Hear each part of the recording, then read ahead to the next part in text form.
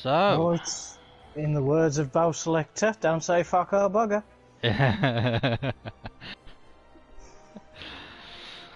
alright then. Good So, evening, yeah. Do folks. you want to take it away, Dave? I'll let you, Timothy. Or did it jump in front of you there, how didn't about you? we wait until we post it up on the Facebook before we start? No one's Okay. watching anyway. Are we, if we just treat this as the little buffer zone. Well, Give me a this sec. will be recorded, so Well, yeah. keep your behaviour civil. I'm always civil like a wall. Alrighty then. So, do you want to jump into it then? 'Cause we're the first minute in. Or are we waiting for Ryan to post things? Well, I'm jumping on the band page, ready to share.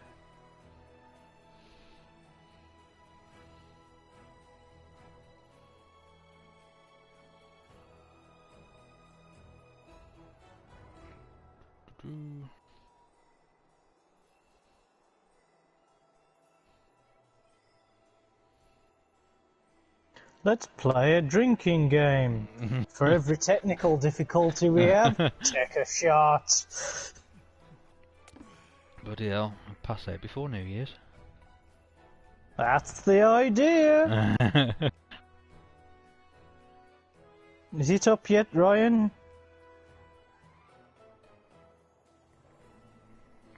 Ryan?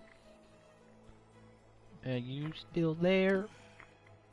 Oh, Sorry, I had the mute button on. You clever twonk.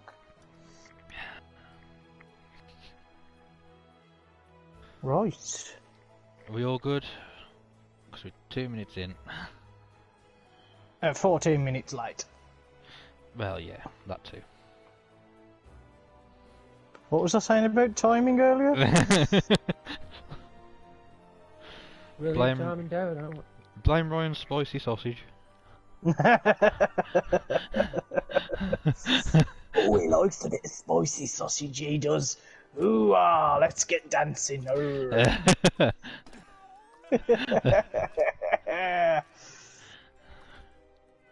Oh, God, I'll show you. Right.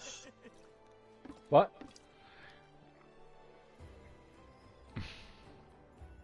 So I'm just really hyper focused on this at the moment. So yeah, Have you posted? I'm just clicking the button now. Posted. Alright then, let's click on. Do stand by, folks. We will be a bit more entertaining in this. I promise. Ah, yeah, when we get round. I put Tim's name as time. It's And not you the spell- first time. And you spelt Ryan wrong as well. And We also, put there's no Ryan. capital letters on the first letter of our names either. Ah, yeah. Goes on Ah. about my punctuation. Me fail Alright, then. English? That's impossible. I try to get out quick, not Yeah. fancy stuff. Okay, whatever. Tell that to Josh's wall when I was painting for him.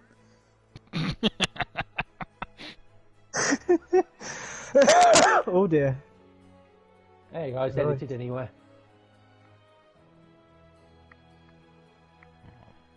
Right, Yep, so yeah, then. everything should be running now. Cool. So, greetings, ladies and gentlemen. Hello. I know it's not been Greetings and salutations. the. Okay, Caddy. Yeah, Greetings and we. salutations.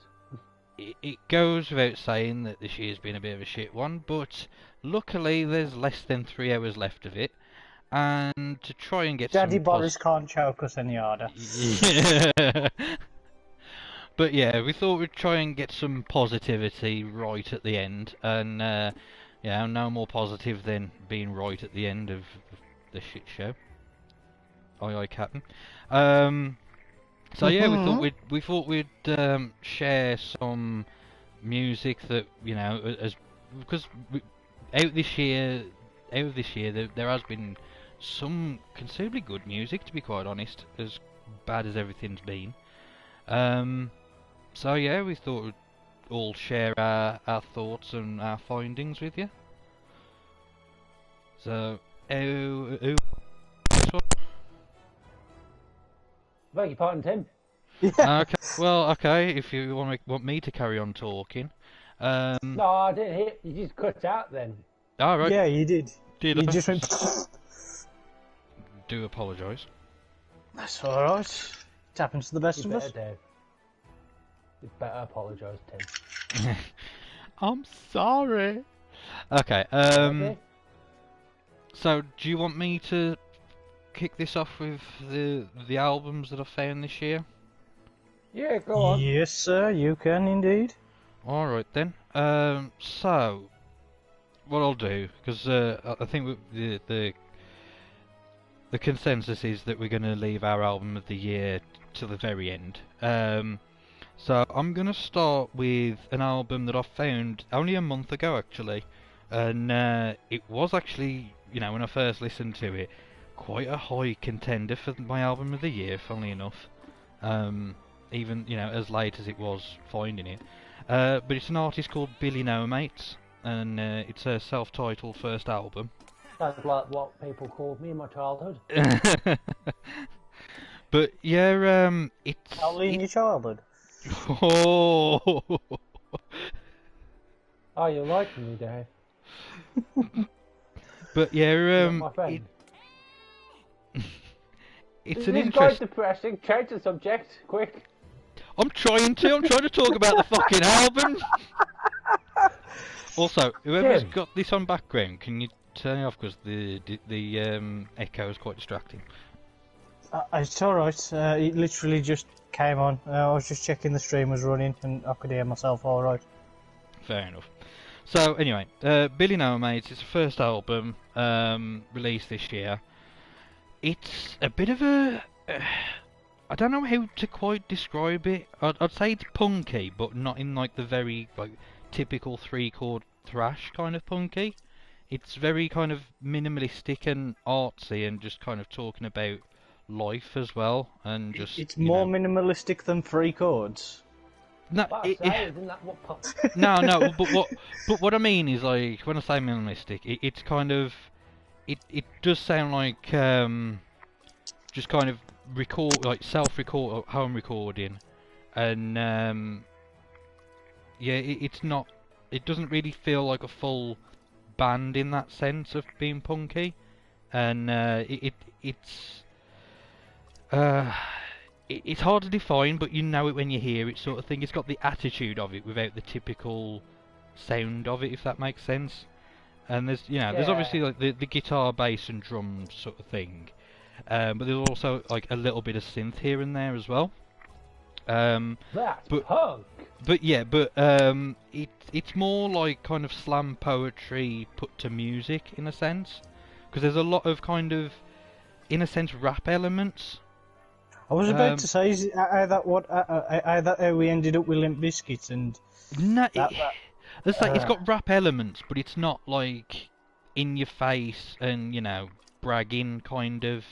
It's just got the attitude of it more than anything, and like the feel of it more than it's one of those. It's an odd one, but I mean the one that I first heard was a song called No. And I mean, the chorus kind of satirises the typical, do this dance move, and then ends with no. Yeah, and like, and it's kind of talking about expectations, but not in a very preachy kind of feminist way. It's just, just like very. I don't know. Again, it's really hard to kind of define, but you know exactly what I mean when you hear it. It's just a very more of a laid back rather than being in your face, if that makes more sense. But Some more dead, so some more basically- dead Kennedys than like your more laid back sort of punk rock. I would never say Dead Kennedys are laid back, but yeah, okay. Okay. But yeah. Holiday in Cambodia is quite laid back for them. It's more as I say, kind of. I'll throw that one out there just to kind of make your own minds up. Just because it's one of those that like I don't listen to much music that sounds like that, and I haven't really found anything that really sounds like that, and it's just something very vastly different that it really grabbed my attention. But yeah, I'll start with the song No, and then another one that's a real earworm is Hippie Elite, which it's one of these kind of. I mean, the chorus is the things that you say. I don't disagree, but then like sarcastically saying hug a tree for me. But at the same time, it's one of those like it's kind of going against that whole standing outside of a clipboard and won't you save this, won't you do this, won't you be an activist? And it's like, mate, I've got a job to do. I've got my life to live. I can't just give up everything and save the planet with nothing to my name, sort of thing. And it's like that. That's kind of a lot of the albums, kind of in that same kind of thing of. I don't agree with this way of life, but I can't find anything better, so I've got to kind of put up with it, in a sense. Yeah. You know, it's not being too idealistic, and it isn't like kind of conforming, but it's just doing what you can to survive, kind of thing. Basically, it's not insulting you for living your life. Yeah. It's not kind of looking down on people just living their life, even though it goes against your principles. It's just, if you've got no other option, that's the better option. If that makes sense. So yeah, it's just there's that whole feel of that album. It's like just really kind of gravitated and resonated with me. So that was my first pick. My next one, it's a band that I know quite personally. I've gigged with them quite a few times with Bloodthirsters, and that's Looping Tooth. They finally released With Death We Come. So obviously, they're a horror punk band. I absolutely love the fact that they've released it. First thing, because I've been waiting a while for them to release a feature-length album. Wasn't that your band, or sort of am I thinking of something else? I just said I toured with them quite a lot when I was in the Bloodthirsters. Ah. Yeah, but no, Looping Tooth.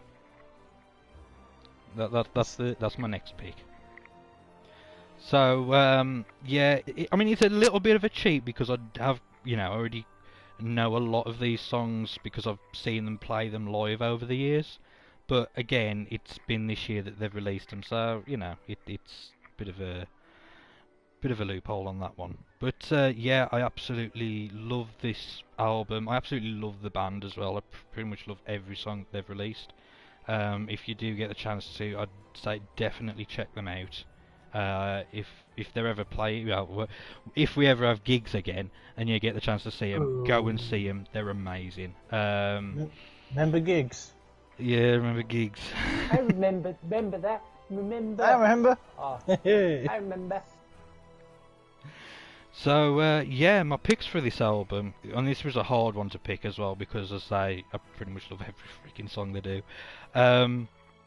But yeah, just because I've got like my own little things here and there for my own little trivia knowledge and stories from the tours and stuff.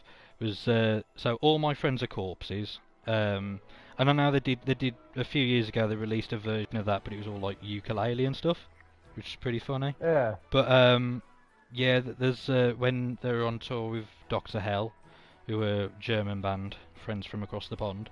After they played after they played that song, the members of Dr. Hell were chanting, rather than All My Friends Are Corpses, Horror Punk Pizza Party, Horror Punk Pizza Party.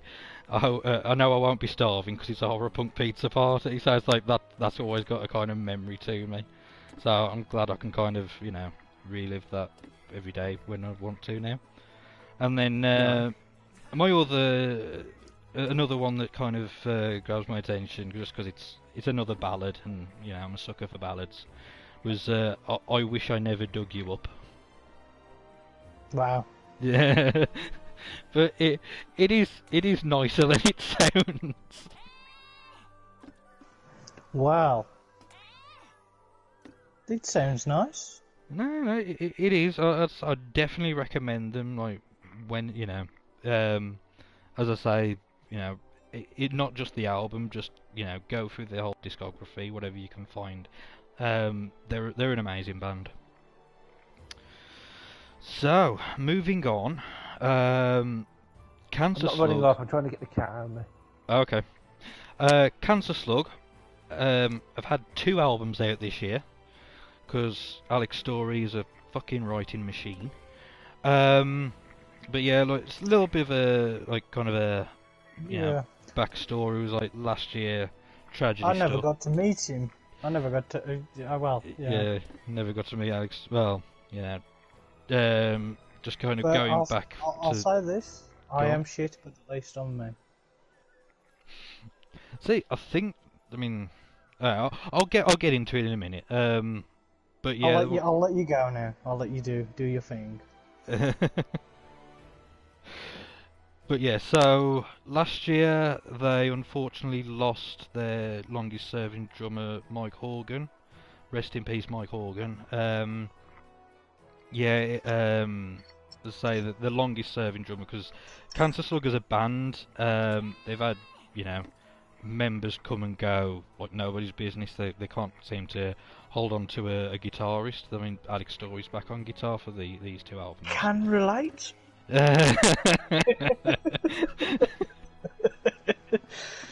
But yeah, so having... Why would you ever say that? Well, we finally got a solid guitarist, and now he allowed out of his cling film bubble wrap house. If you didn't say the ending bit, I would have said, "Who's that?" But yeah, so as I say, I think they're kind of trying to refine their feet a little bit as a band. I mean, Alex's lyrics and songwriting, it's still as heavy as ever and as brutal as ever, and I do feel though, because as I say, they've had 2 albums out this year.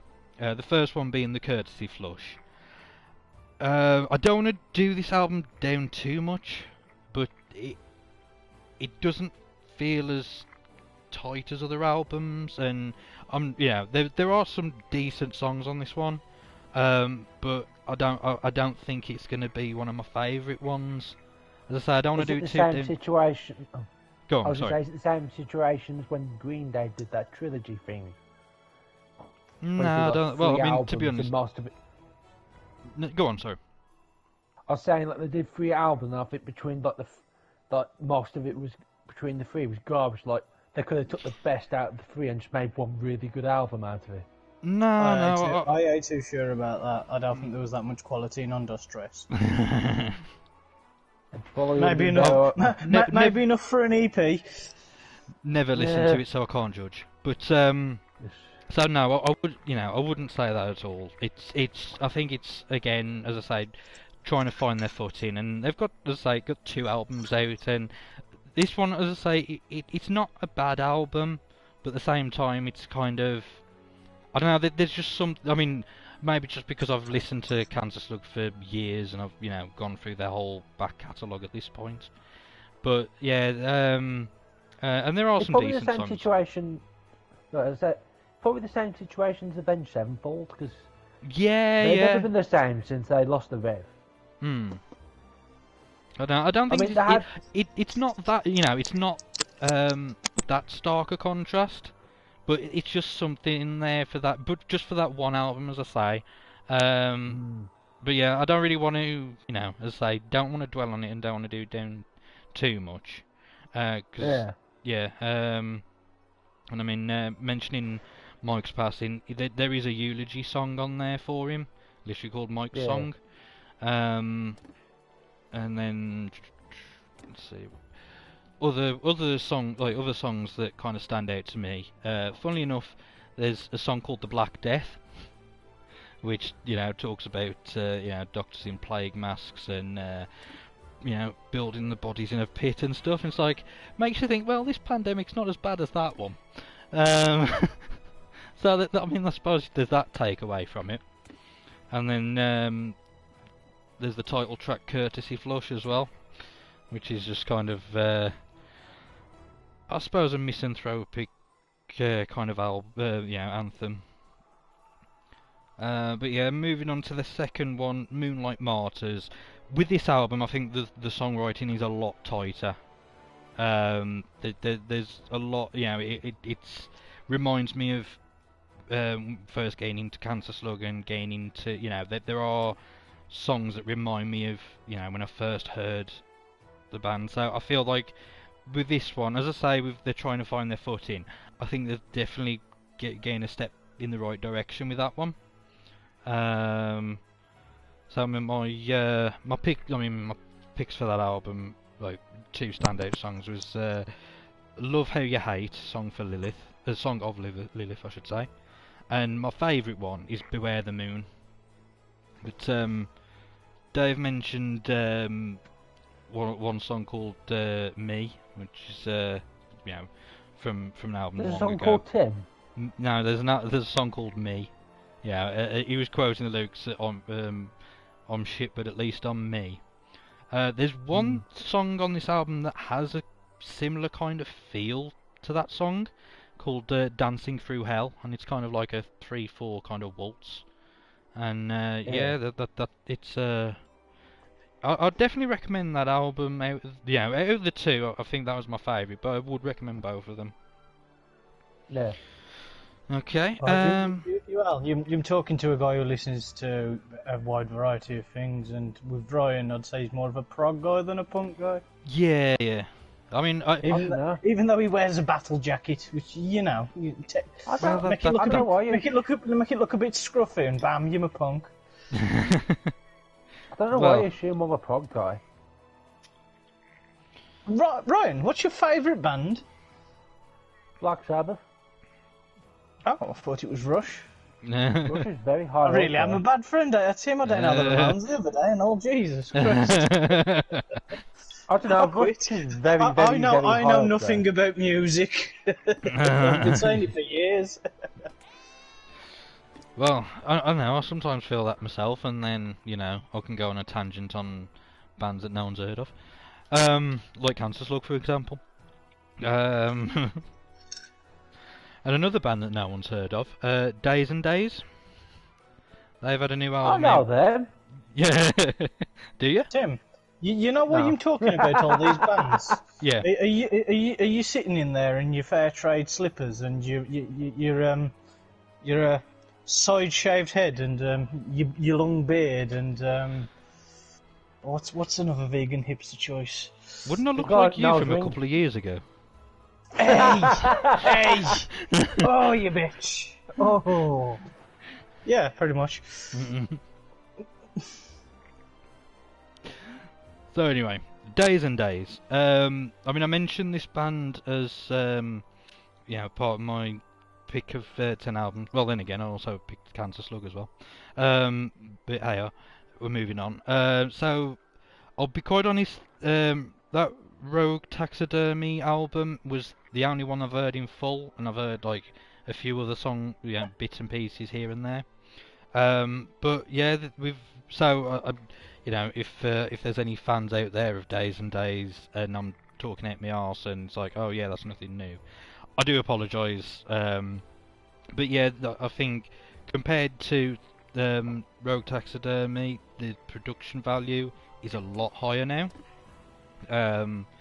The mix seems a lot clearer, and there seems to be like more instrumentation, and they're like taking full advantage of the quiet parts, but like they kind of stop and start in songs and stuff, which they have done before, but what I mean is like it's a bit more defined now.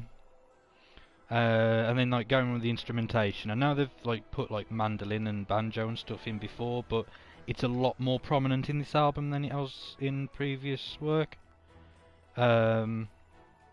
one song that really stood out to me on that album was a song called Saboteurs, which kind of it deals with like reflection on mental health, and because one of the lyrics that's quite prevalent in like songs previous to this was that, you know, writing's an escape from the day-to-day tragedy of, you know, just general life. But then he goes into this song where he's on tour with the band, and they're where did he say they were now?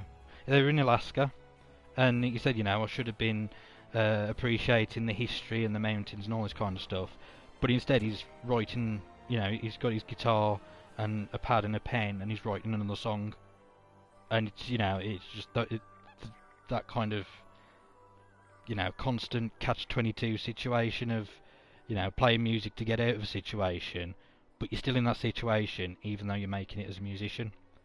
And then, like, also got a weird, like, there's layers to how they view people trying to help and stuff like that. So that's it's a really interesting song. I'd definitely give that one a listen to. Pardon me. And the other one is the last song on the album, Goodbye Lulu Part 2, which it don't really mention the Lulu character, but it's just kind of similar chord sequences and stuff. But ultimately, it's kind of like a fond farewell to, you know, until the next time sort of thing, and it sounds like your character looks like Keanu Reeves. That's why I came up to you. Fair enough. But yeah, it seems like a very good outro song to a live set. Yeah. And so my last pick of honourable mention albums, Goldfinger have made a new album. So this one's Isn't that the guy from Austin Powers films? No, it's Goldmember, which is a parody, of the James Bond character Goldfinger, which this band's named after. A bit of trivia for you. And also, what you got to say is I was also halfway there. rest in peace, Sean Connery. You know. Oh yeah. The greatest Bond. Ooh, you want to start an internet argument, Dave? Sorry, my personal favourite Bond. Oh, it's PC gone mad. But no, so the Goldfinger, Never Look Back. It's a weird one. I'm gonna have to definitely re-listen to this one, because they released it, I think it was either the end of November or start of January. But it seems like a very summer album. It's very summery to me, and like they talk about like, being in California, and you know, talk about. I mean, the last song. Hang on, let me just double check. I don't want to get the name of the song wrong. So yeah, the last song on the album is "Standing on the Beach."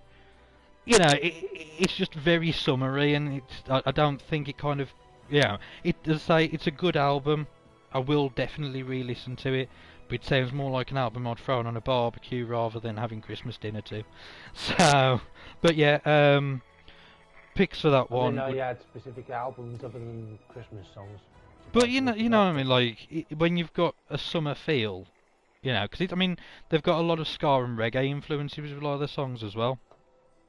Yeah.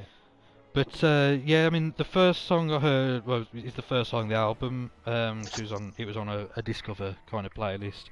But yeah, the song Infinite, and it's like a very hopeful song, and you know, kind of leaving stuff behind. And then another one is a nice kind of reggae-inspired punky love song called Wallflower.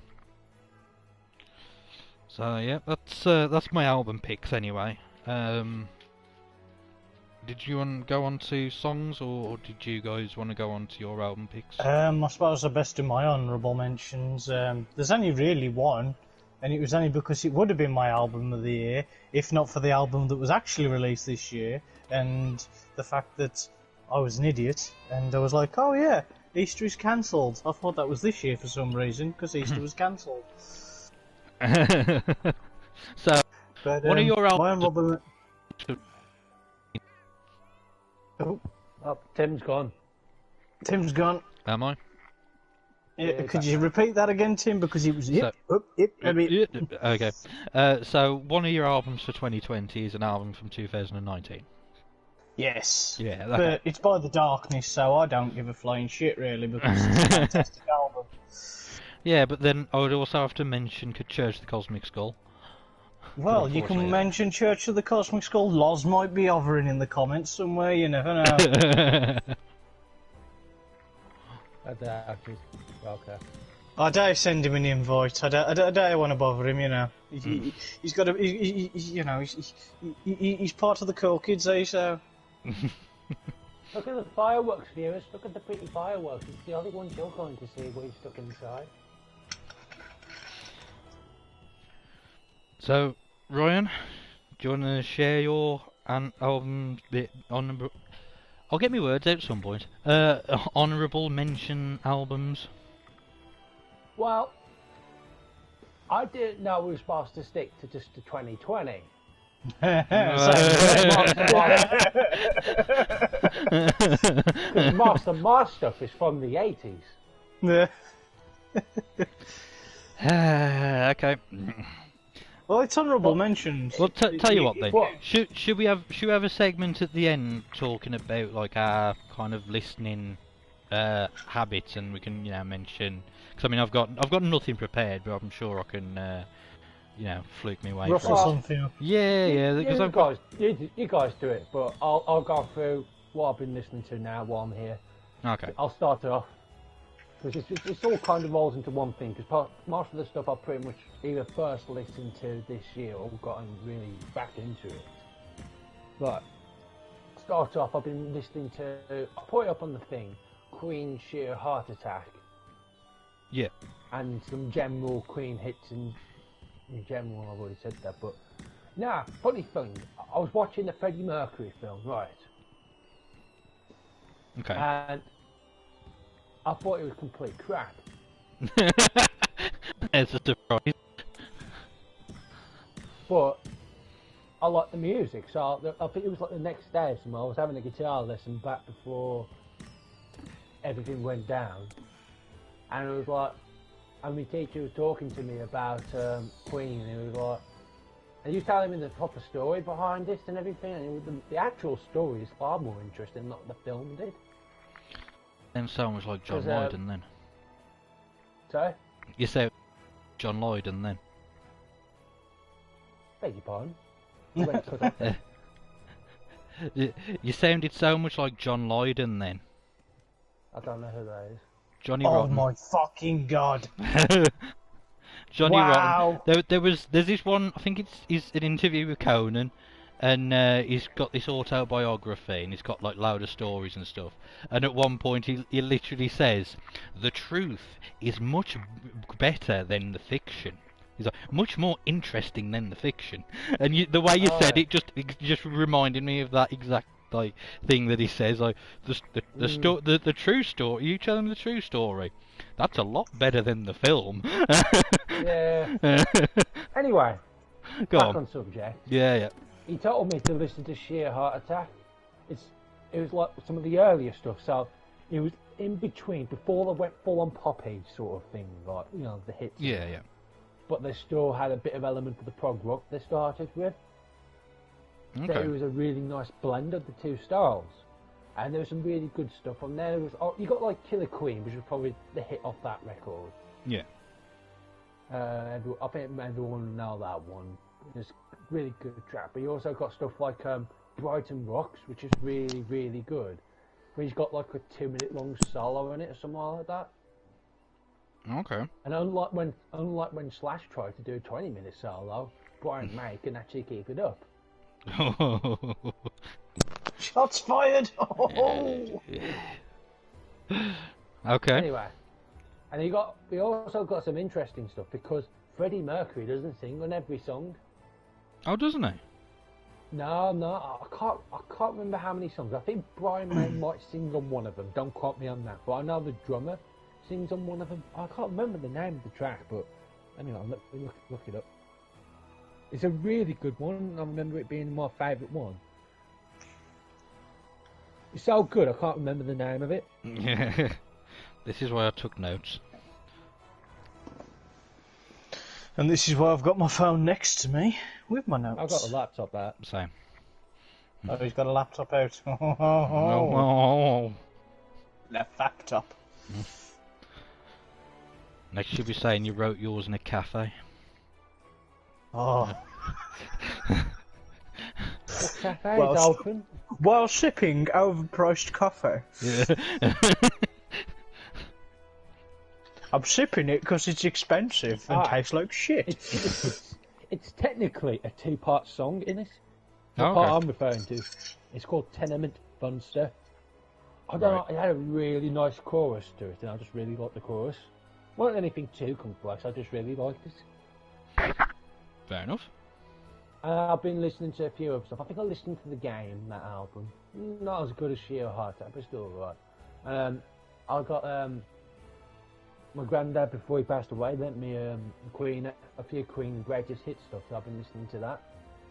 Okay. So yeah, been listening to a lot of Queen. I think the musicians outside of Freddie Mercury are very underrated. Because they're phenomenal players. They're really, really good. Like, Brian May's got some chops. That happens with a lot of bands though, because like, say if one member is like so standout, and like Freddie Mercury, he was one in a million, were he really? Yeah. So when Yeah, you but the stand thing out is- that much as a front man, you do kind of overshadow your bandmates. Yeah. The thing is, if you look at the history, Freddie Mercury wouldn't have gotten where he was without the bandmates. So that's partly why I hated the film, because it wasn't called Freddie Mercury. It was called Queen. Yeah. It was based around Queen. Not to shit on the memory of Freddie Mercury too much, but yeah, to give kudos to the band behind him as well. Not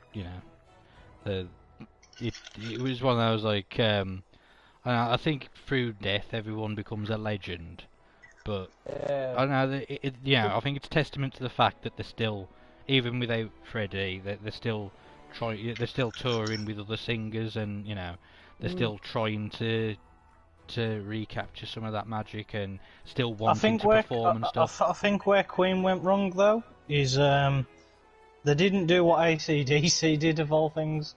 They didn't change the singer and stick with him and carry on. Yeah. And I think if they'd have found the right, it'd been hard to find the right guy to replace him.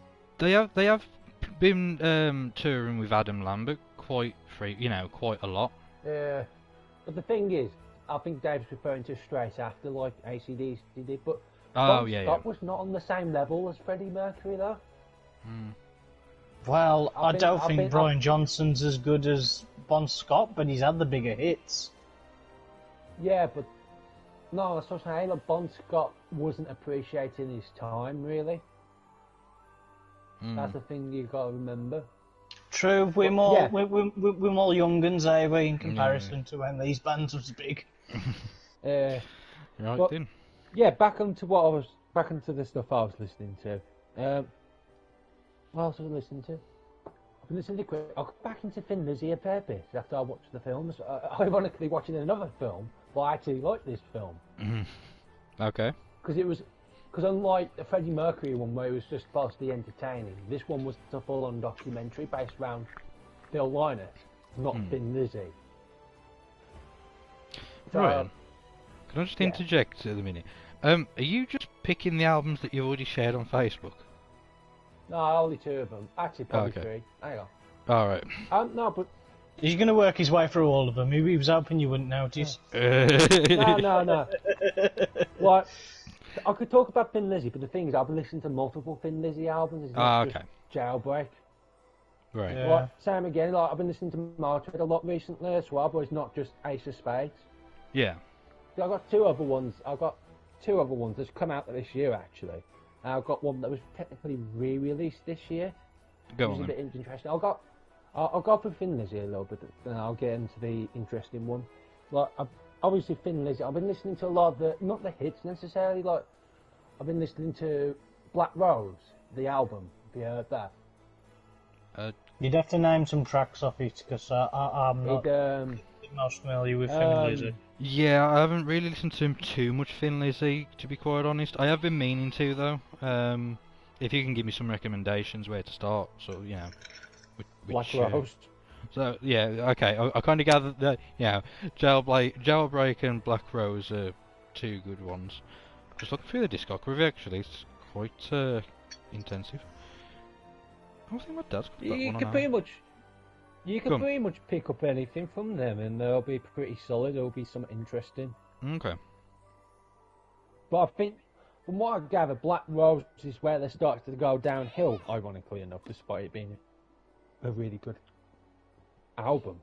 So they did songs like "Do Anything You Want to," S&M, and yes, it is related to that.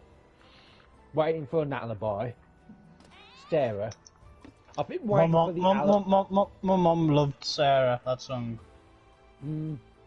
I was named after one of his daughters, I know that for a fact. But yeah, that's a good one. I also like some of the stuff off the album.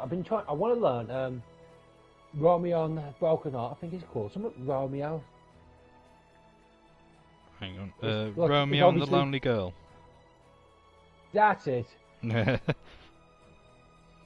Like it's got this like scratch riff that's like a proper funk guitarist thing. Oh, okay. But it's in a rock context, which is really cool. I like that sort of stuff. Musical fusion. That's the thing with Thin Lizzy. They did what the guitarist did weren't necessarily rock. Okay. It had a lot of influence from other stuff in, which is really interesting. Well, I mean, a lot I of know, folk like- stuff as well. Yeah, I was gonna say, like with Emerald, it's a very folky riff when you really break it down.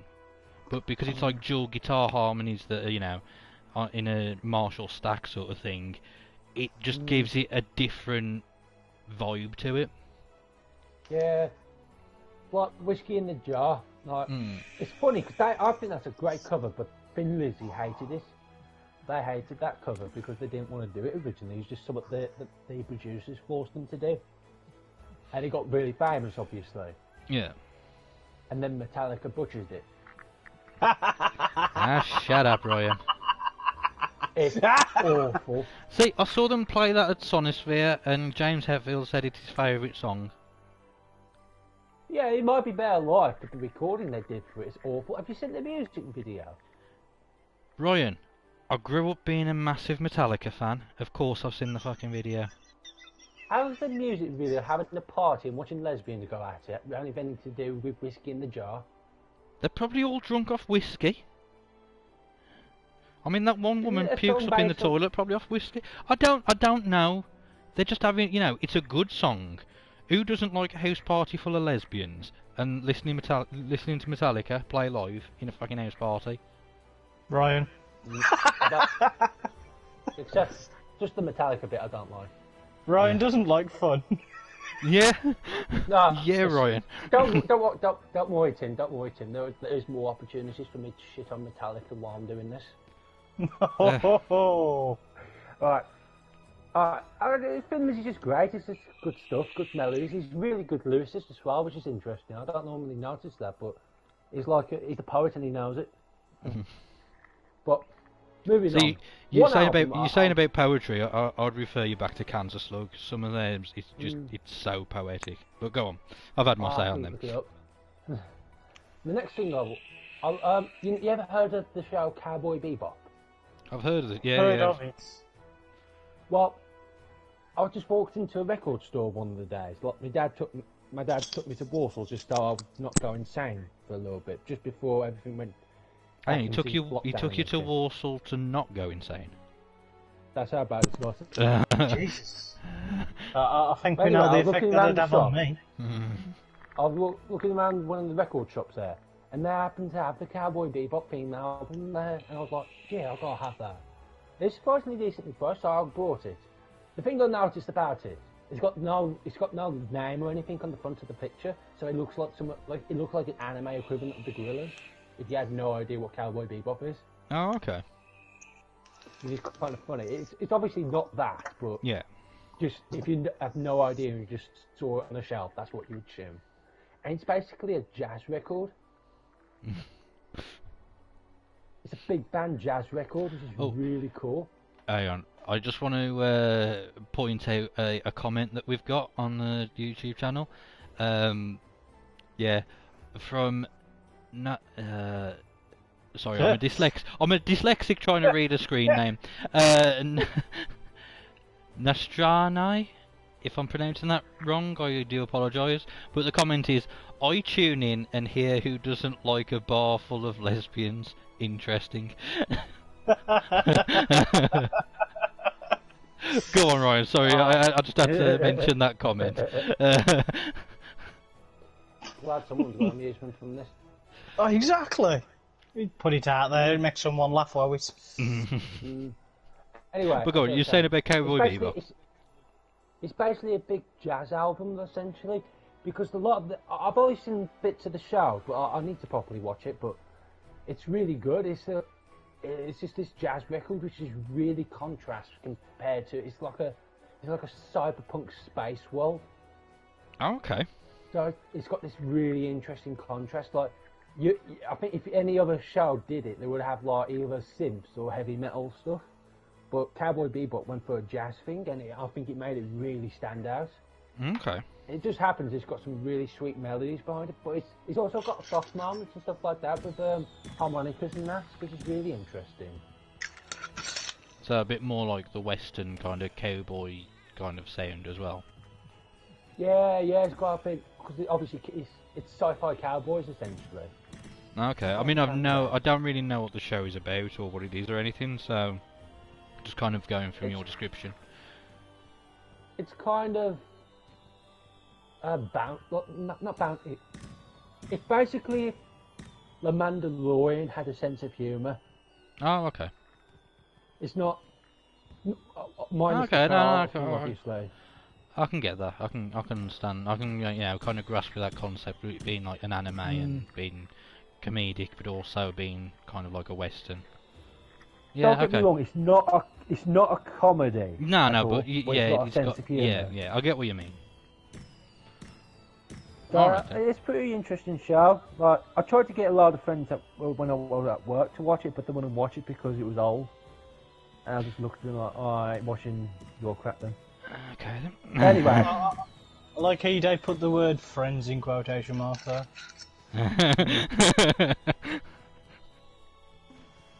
Just people Anyway. I work with. Go on. no, I have one or two friends there.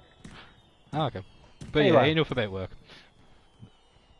Anyway, I suppose you want to actually hear about albums I've actually listened to that came out this year. Yeah, that would help. I listened to Diamond Head. It's an album they released last month. It's a remake of an album they released in the 80s. Okay. So, new music No, I'm not then. joking. It's like it's really interesting because it's well, how often do you hear album remakes essentially? I mean, The Cure Just did a their bit. first album. Yeah, and Oh, are you trying to piss me off, Ryan? yes. Anyway. Oh, trust me, it ain't the first time related to Diamond Head. I'm going to piss you off now. Okay. But yeah, it's basically a full-on remake of their first album. Yeah. And I think people obviously had concerns, but the thing is, the lineup they got is an incredible lineup, and they've done a couple of albums in general together anyway, and it's like the 40th anniversary of the album, so I thought, oh, let's do it. I'll tell you an And it's album like- that needs remaking, But don't say Muppet first, please. but I'll let you know in a bit then. I thought you finished. Yeah, fuck off. No, I ain't finished. I got to the bit where I pissed. Stop taking so Them long off. pauses then. I'm breathing. Just about. Dave, leave him alone. He's Yeah. I can't take it. Oh. No. You Anyway. But yeah, so it's got the fatter sounding stuff, and it's got a lot more production behind everything. And it's obviously, personally, it's got the better singer as well, in my opinion. Okay. But it's really interesting because they're older and stuff like that. Would they be able to recapture the sound of when they were basically kids. And yes, they do, surprisingly. Okay. Capture the energy. It's really good. I mean, I've Yeah, never it's- really I've never really listened to too much of Diamond Head, to be honest, other than Metallica's cover. But yeah, I'll Actually, that's a funny thing, Tim. go on. Because they did a Metallica cover with. They did 4 covers. Ah, right, One okay. of them was a Metallica. I think it was No Remorse off the first album they did. No, hang on, it was called what? Metallica's first album. It was Yeah, called yeah. No Remorse. They No, did that oh, track. I just couldn't understand the way you said that. Just yeah, the way you pronounced it, it was a bit odd. Yeah, No Remorse. And oh my god, it's got such a brilliant chorus. I love the chorus on that track. See, So I thought, Dave's oh, got a funny story about that this- song. One No sec, Remorse? I want to piss. I want to. Go on, Yeah. on, Ryan. You say your I bit, wanna- and then Dave can tell his. Yeah. So anyway, I started listening to the track, and it's just got. I love the lyrics behind it. It's silly lyrics, but I just love it. And I love how it's done. So I thought, oh, this might be a gateway thing into Metallica. So I listened to the Metallica version. Right. Right. I'm just going to assume Diamond Head wrote the song because it's shit in comparison. Fuck's sake, Ryan. Also, Well, we have had I don't know why it is. we've had another comment, a couple of comments by the Yeah. way, just to interject. Yeah, if we after any anime-ish music that has a lot of rock and metal elements, they'd recommend soundtrack to Final Fantasy XIV. Also Tell them to another. shove Final Fantasy XIV up their arse. It's a crap game now. Right. But like they're just talking about the soundtrack. Mm. I know what you're like for criticising games, Ryan. If it's not brilliant, it fucking sucks and it should be shoved down the toilet. Yeah, he really is the angry but- video game nerd. Yeah, yeah. Also, another good band to look up for Final Fantasy rock covers is the Black Mages. Okay, I'll have to stick that on the list. Thank you very much. Mm-hmm. Go on then, Ryan. Sorry, is that you were saying about assuming that Diamond Head wrote No Remorse. Yeah, wanker. I'm just going to assume Diamond Head wrote it because the Metallica version just sucks. It just. Well, fuck I you don't very know. much. I wasn't expecting the same production value. But it sounds like they're falling asleep playing it. I think the thing is, I just don't like Metallica, not necessarily their songs. I've got a weird issue with them. I don't know what it is. It's Lars Ulrich, Kate. No, I don't think it's Lars Ulrich. It's just. Well, I can I don't get like- to I my don't- point now? Yeah. Oh, if you want. Oh, I want to. Because it's to do with this whole no remorse sort of thing. Yeah, it's actually that go on song. Yeah, the first version I ever heard of that was Cannibal Corpse's cover of it, and I didn't even know it was a cover.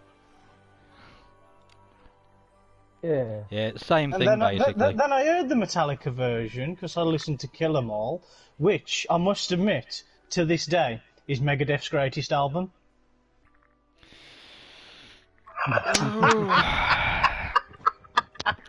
Sad but true. What's that from? Alright. Well, that one's from the Black Album, but, you know. I know, I was taking the piss. Anyway. My last album then for this year. It's Okay. not, I ain't got much to say on it. I've been listening to Phil Campbell's new album.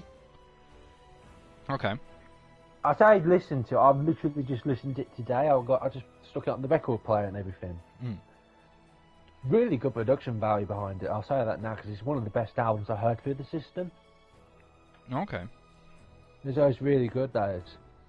I don't know what. I have no idea what to assume with Phil Campbell anymore because I think one cool thing him and his band have done is that they ain't forgotten the Motorhead sound, but they ain't trying to do it. They're not trying to replicate it, sort of thing. They're just kind of they're doing their No, own thing, they're not- but you know, kind of adding their own element to it, sort of thing. Well, the thing is, Phil Campbell's been playing with Motorhead for so bloody long. Yeah. You gotta accept the fact there's going to be elements of Motorhead in the stuff. But, you know, you can get some people that really try to do the Glory Day sort of thing, and they just fail hard. Buzzard. Buzzard. I'm only joking. I thought so, they're dead now, ain't they? Oh! The Buzzards are after them, ain't they? It's the Jimmy Band. It's like he's like landing strip. He must be the hardest musician to work with, Jimmy? I don't know. I mean, I'm giving it a good go for the third time in a row. You know, I've learned a new instrument to be in the band again. Well, you know what you're like for learning. You're really instruments desperate to and be bands. here, ain't you? Well, yeah. Funnily enough, I found another one I want to buy. I found one last night that I want to, get a bit more folky. It's literally called a Merlin. It looks so interesting to play. So yeah. But yeah, I've been listening to it. And I was surprised that it's got a bit of Oh, I forgot what the band name is. They did cover of War. Blackstone Cherry. That's it. Oh, okay. It's got a bit of an element of Blackstone Cherry in it this time. No, okay. So that's See, a bit interesting. I've not really been one for like the southern kind of rock. I can kind of take it or leave it, but I'll give it a shot. I'll see what I think. It's got an element of southern. It's not entirely southern. Yeah, don't get me okay. wrong. Yeah. It's just some in there. But the thing is, with Phil Campbell's band, they've never done anything that I think's original or breathtaking or anything like that. But they're that kind of band that's it's like a meat and potatoes thing. It's not going to be the most special thing in the world, but god damn it, it's freaking solid. And when you want the meat and potatoes, you get some good stuff. You know what I mean? Yeah. So it's an album we wouldn't recommend to Josh. I don't know. He might be interested. I know you're going with the vegan thing. It's got potatoes still in this. Pick the meat out. It could be vegan meat. You don't know. But the thing is, I've seen them live. I've seen them live a few times, and they're still one of my favourite live bands. I just really enjoy it. There's no particular reason. Is it Phil Campbell and the Bastard Sons you're on about? Yeah, that's him. I saw them at Bloodstock. What did you think, do you Dave? Well, I only got to hear the first two songs, and then the main stage started playing. Because in Bloodstock's genius idea, they put the smallest stage right next to the main stage. It was a little Jägermeister tent. You've seen them before if you've been to a festival, and the PA system's in there. They could probably fill a quiet church, maybe. But then when you've got like friggin' going over on the main stage because it's Bloodstock, then you struggle to hear anything, and then you're coming deaf from both ends, and you're like, I ain't enjoying either of this. I might as well just go and get pissed. What, you got deaf in your ass? Well, obviously I've seen these guys play just properly themselves. I think the reason I like them is because they're just straight up a rock band. There's no gimmick behind them per se. No, that's cool. But no, that is poor organisation on behalf of a festival to do that. Yeah, definitely. Are you listening, Bloodstock? Yeah, you better sort it out for when we get through Battle of the Bands. An unsigned if you ain't dead. piece is giving you some criticism. Yeah, if you ain't The dead. captain's speaking. And if you ain't dead, sort yourself out. Right. So, have you got any more albums from this year, or is that all your honourable mentions? Well, I've got. I want to talk about Easter is Cancelled for a bit because I feel like, even though I'd briefly mentioned it, the significance of it for me this year, I've listened to it more this year than I did last year. Yeah. And it feels to me like it was released this year, and it kind of might feels have like to a start it then, premonition. It feels like a premonition on behalf of the Darkness if it was released last year, because the album context is. It feels like the album name alone, Easter is Cancelled, and then Easter comes along as lockdown is starting. Might as well pick the a album day. name alone. Yeah. But the opening track, Easter, so Justin's on point with this new album, well, the latest album, because I was really disappointed when they released Pinewood Smiles, because it was like one thrust, and I was like, was that it, sort of thing. because there was only one song I really thought of much of on that one. It was All the Pretty Girls, and it was all right. It was an album track at best, but man, it's like Hearts Explode and Rock and Roll Deserves to Die on that. Oh God, beautiful. Keep it up, boys. Darkness, Keep it wasn't up. I mean, just adding on to that being a premonition. I mean, I mentioned Church the Cosmic Skull as just a bit of a tongue-in-cheek jab because they had an album out last year, but their One album question: was... Are you moving on to the church? Are you moving on to church? I want to say one thing about the darkness if you're going to. Go on. Alright. Justin Hawkins' voice makes me want to drown cats because I think he's horrible. Oh, singer. for fuck's sake, Ryan! Can you be positive once in your fucking life? It's me, him. When have I ever been positive? Funny thing is I'd tip him for my I know Freddie you're not. Mercury You've replacements. out the three of us, you haven't even been positive for COVID. Oh, and I don't even go out.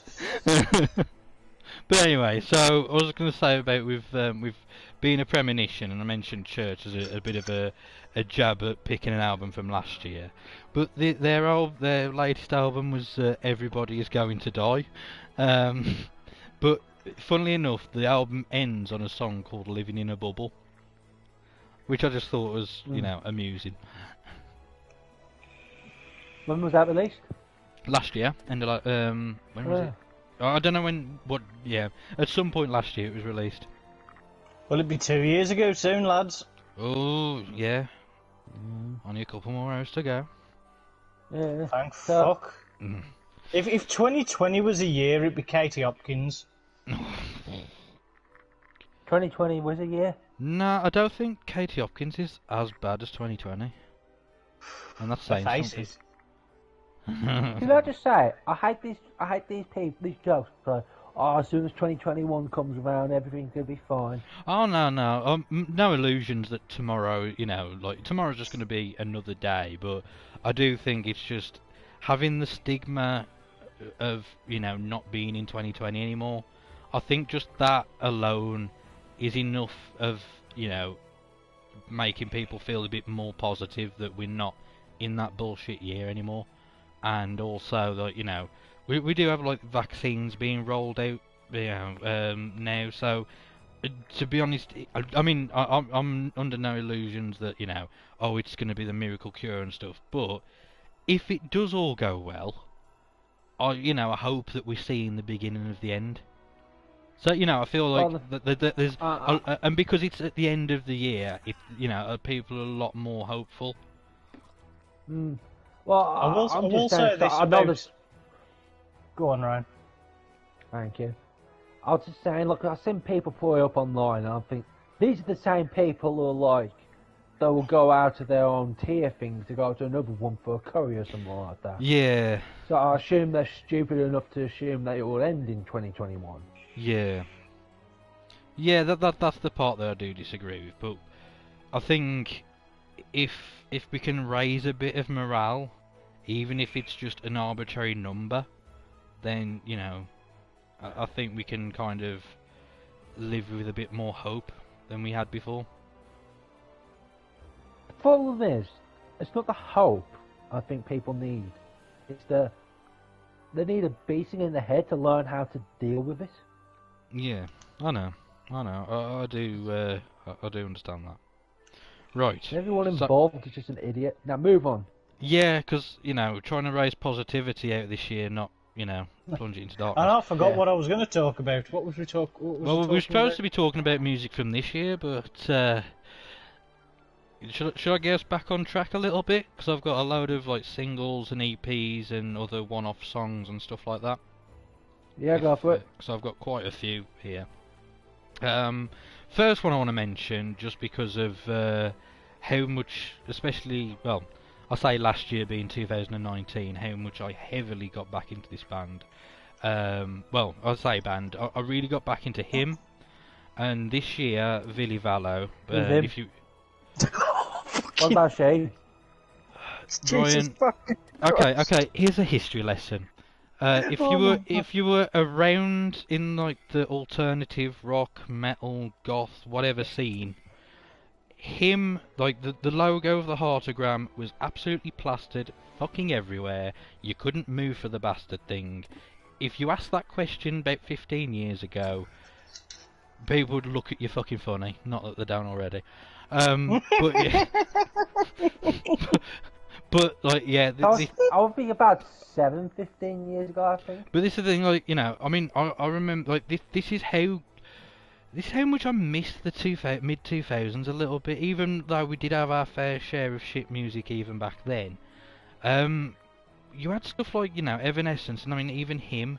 I remember going shopping with, like, my nan and my great aunt, and, you know, going around this one shop, and him was on the radio in this shop. And I remembered what I was going to say. But yeah, carry on. Okay. But yeah, so, you know, him, I mean, what their album, their Love Metal album, which, you know, one of the most popular albums they've done, was one of my picks for, you know, the top, well, I wouldn't say top 10 albums, but, you know, the 10 albums that we all picked. You know, they are such an influence, and so, you know, I absolutely love them. I love them that much. I got their symbol tattooed on me last year. That's how heavily I got into them. So, jumping off that, the lead singer Ville Valo, he's started releasing, well, from what I've heard, he's releasing songs that he didn't get to record with the band. So he's released Gothic Fencina Volume 1, which makes me hopeful that there's going to be a few, you know, some more music coming from him. But I'll get onto some more of that later.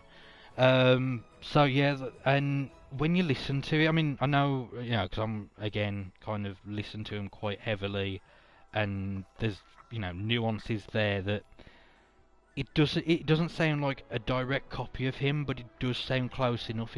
Especially if you're not overly familiar with the band, it does kind of encapsulate that kind of band like how sound. I feel about Phil Campbell. Yeah, I suppose being a much, I don't know, in a closer sense, because Ville Valo was the songwriter of basically all of him. So yeah, definitely recommend that. There's only 3 tracks long, but I mean, Salute the Sanguine, the first track on there, is just such an earworm. Yeah, I absolutely fucking adore his music, and you know, the stuff, you know, the fact that he's still doing stuff and still putting new stuff out there. I cannot wait to hear more stuff if he does any, and if not, then, you know, it's a lovely swan song. Go on, Ryan. Can I quickly make my point? Go on. What was you gonna say, Dave? When you was talking about like Motorhead earlier, I had it pop into my head and then it popped back out again. But do you guys reckon that? Yeah, funnily enough. Do you guys reckon that when Lemmy passed, the balance in the world was fucked, and the world's been fucked ever since? Oh yeah. 'Cause he died at the end. Yeah, he died at the end of 2015, and then 2016 happened. And then 27. Yeah, that's what I mean. Since Lemmy passed, it's like the balance and order in the world's just gone out the window. I don't want to point this out, but what I do. Lemmy died at the same time when the crap Disney Star Wars film started happening, so coincidence. I've got one for you, Ryan. What do you mean, bad Star Wars film? Them all terrible.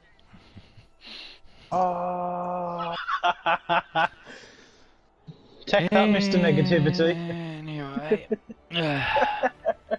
See, you can't do it nearly as well as me. You can't be as Negative and I can't be as negative and jaded as you. no. You can't fake it. That's because I'm happy at the moment. Yeah. No, I was gonna say to Tim's thing, like, I think with me, like the start of my generation, like him and that were just on the way out, so to speak.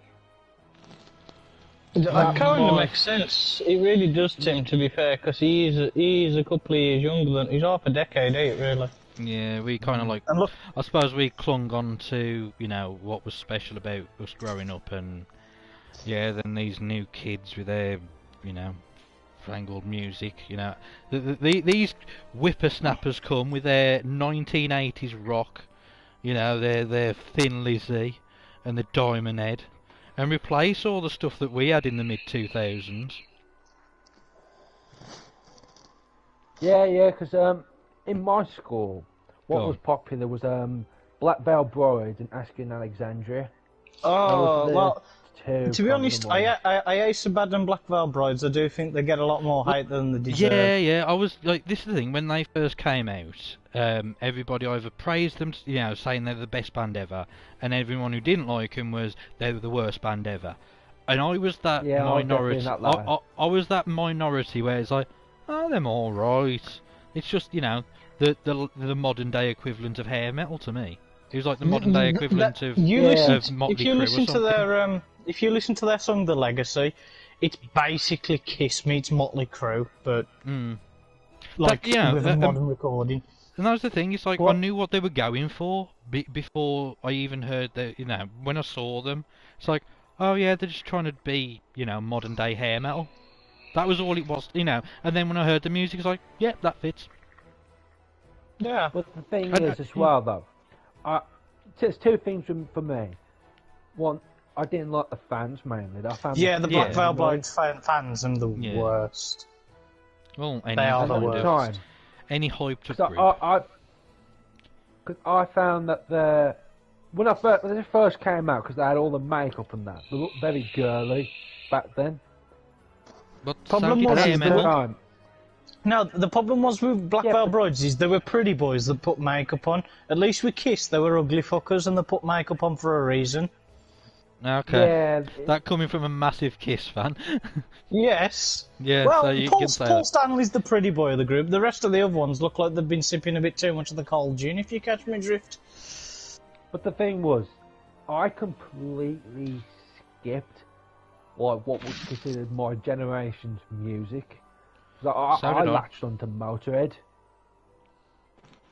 You said you listened to him and that? Well, this is the thing, like, I was into him, but then, like, later on where, I had friends who were more into metal, and it's like, oh, So you he can't got be into her. But no, it's like, you can't, that they're a weak band, blah, blah, blah, blah. I don't know, I always kind of had, like, that guilty pleasure, secret love for him and stuff like that, so it's like, the next thing I latched on to, other than like Trivium and stuff like that, it was like just 80s thrash metal, and that's why where I started listening to more Metallica and stuff like that. But So that was your slippery slope then, Trivium. kinda Well, because of a girl that I liked as well that was a massive fan of them. It's like, funny thing is that's how I got into rock, and one of the first rock bands I listened to outside of the game Tony Hawk's, which was where I first. Tony Hawk soundtracks were fantastic. I really should have put one of them as my picks, really. But she liked Nickelback. Ah. Yeah, the writing should have been on the wall there, really. Shouldn't it? But now, after Nickelback, I heard The Darkness and Permission to Land. I'm surprised my disc still works because of the amount of times it's been played in different stereos and whatnot. That is an album I've played to death. I know it cover to cover. Right, guys. You see, I never. Right, yeah. I was about to say we're almost an hour and 15 in. I've still got quite a few artists to go through from this year. Get cracking then, Tim. I've just mentioned, Villy Vallo, and we've just gone on a massive tangent. So all I've got left is my album of the year. So. Oh, okay. Same here, really. Oh, okay. So I'll just run through this list quickly then, because I kind of want to get through these. So I was surprised to hear that this band's making music, but happily surprised. System of a Down have released a single. Wow. Oh yeah, I've heard about that. It's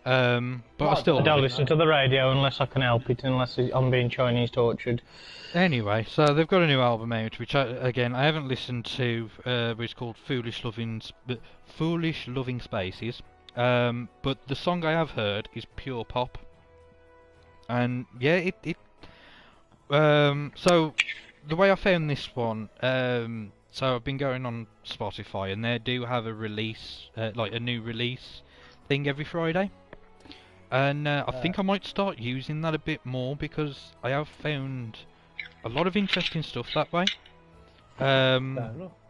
But yeah, so I've just listened to that one song. It's made me want to listen to that and also just go through stuff I might have missed as well.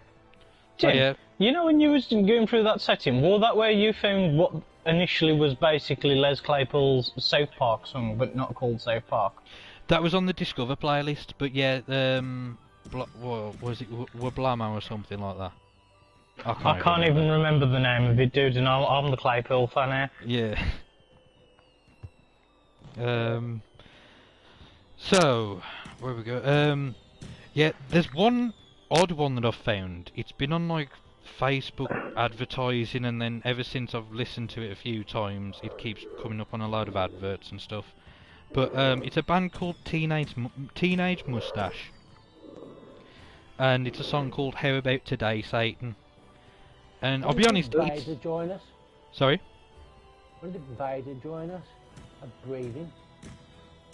Oh, it's probably Dave vaping. But What? I ain't vaping. I've been listening to Bitch. Dave. So, But sorry anyway. if I'm a mouth breather, you know. Can't help it. Tell it to Liberty When I Voice. vape, I mute the mic, so Oh, that's what that keeps. That That is- sound is. if you hear a click, it's usually I've gone for a vape while I'm listening. I've been thinking. Okay, so yeah, Teenage Mustache. They've got a song called "How About Today, Satan." Yeah. I'll be honest, it's not the best recorded song, but there's something to that song that I don't know. I feel like if I could do like a tighter cover or something like that. I don't know. It's a weird song. Well, I don't know. It's very simple and kind of punky, and you know, going back to recording from home and stuff.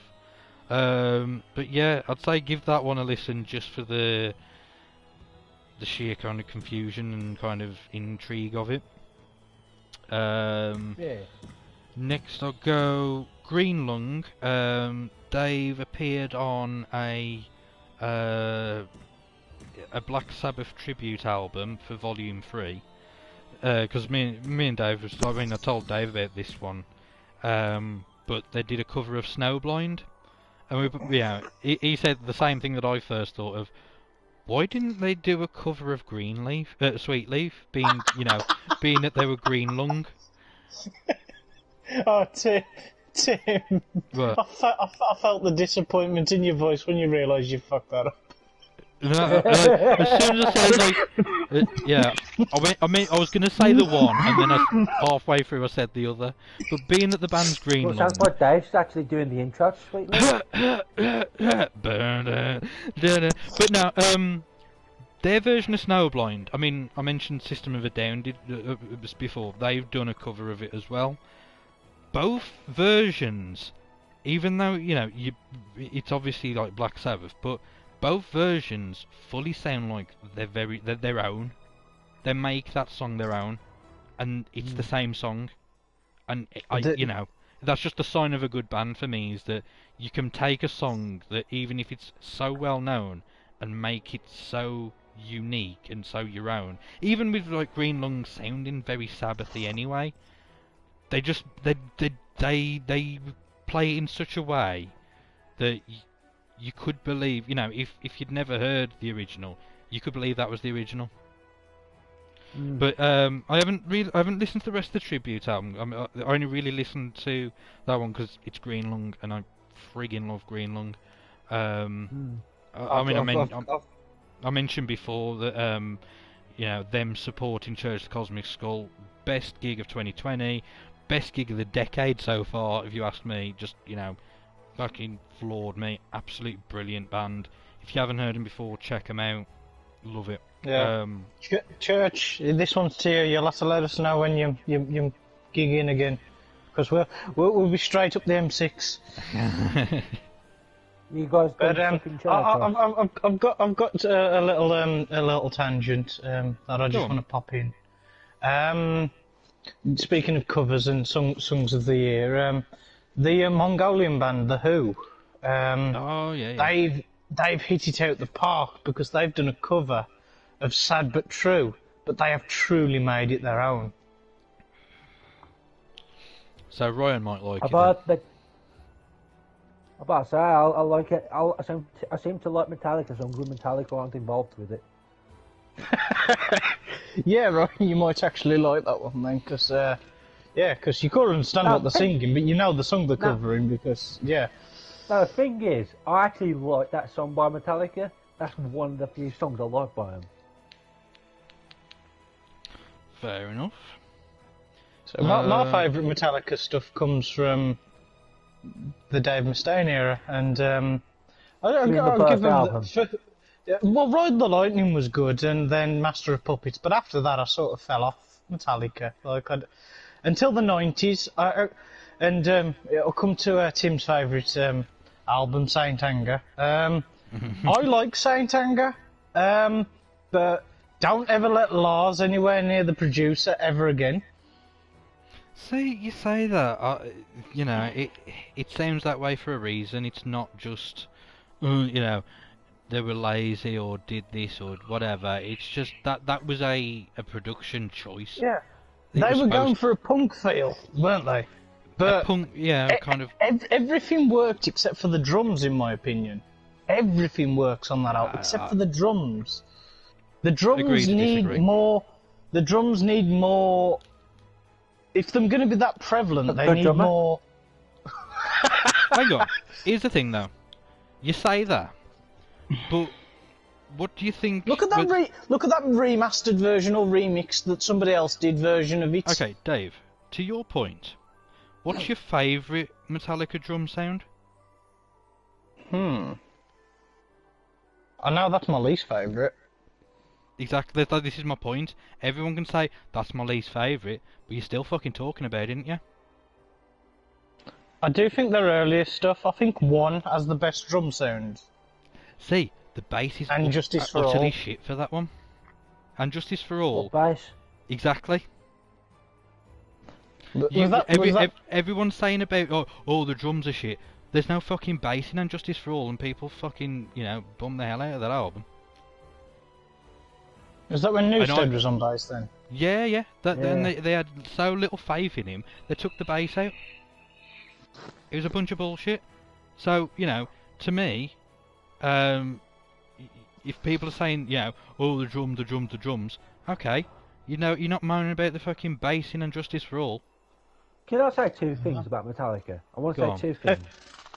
I feel Metallica, most of their best stuff has other hands on it. Like the first three albums, they either had Dave Mustaine or Cliff Burton involved. Yeah, well, and then they Cliff did Burton Sad But died. True, and they had Bob Rock, who's sorry. Well, Cliff Burton died after that, and he was actually, but he was a Yeah. member of the band as well. He wasn't just involved. Yeah. I know, but I'm just saying, like the core. He's only been involved in them three albums, essentially. Yeah.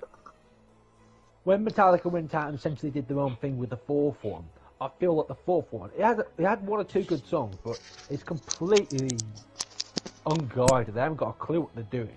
And I think, was it Bob Rock who did the production work for the Black Album? Yeah, that's when he stepped in. That's what I think. Because he was the one who guided them. But They started I mean, to get better sound, but there's one podcast I listened to actually with it was with Steve Hughes in it, and he has a bit of a theory about Metallica in general, with the Black Album representing the death of the old Metallica.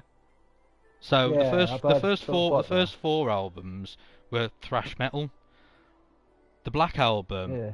it was slowed down, it was a bit more produced and all that kind of stuff. That represented the death of the old Metallica, and then you got like Load, that represented a rebirth. And I mean, you look at the cover of that.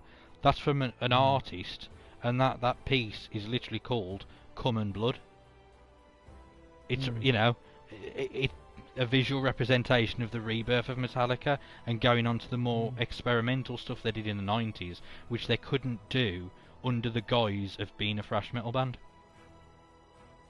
I admire them for trying different shit, because that's the one thing I want to do with us. Is I don't want to be pigeonholed. I like the fact that, you know, you can't put your finger on us. Yeah. Uh, Yeah, The that's quite last thing I wanted to say. So, go on. I'll say me thing. The last album they did, right? Death Magnetic. No, not that Hardwired one. to Self-destruct. Self-Destruct. Someone. Oh, that's it. Hardwired to Self-Destruct. Right. I feel like that was an album that I thought was okay by them, right? But it's kind of funny because there was two big singles from it. It was Hardwired and Atlas Rise. Now, between the two, I actually liked Hardwire. I thought that was a good one. That felt like a classic Metallica one. But I spoke to a load of Metallica fans, and they loved Atlas Rise, which I thought was a really shit rip-off of an Iron Maiden track. I mean, to be quite honest, I haven't listened to the full album, so I can't judge the full album. But from what I've heard, a lot of it does seem to be Metallica trying to do Iron Maiden, except for there's one song that kind of sounds more Alice in Chains. So they're kind of a bit everywhere for that album. And then, yeah, it's one of those I can't really put my finger on it. I've been meaning to re-listen to that one. It's just I haven't really the modern Metallica. I mean, Death Magnetic. I loved it when it came out, but then after all, it kind of aged really quickly for me. But it was kind of a bit of a palate cleanser, because I could see what And Justice for All was going for after listening to that album. But yeah, with like if you had that mastered, if you had And Justice for All mastered the way Death Magnetic was, I could see what it was going for. That was my takeaway. Yeah. Go on. Could you imagine And Justice for All, and one especially, with Les Claypool on bass?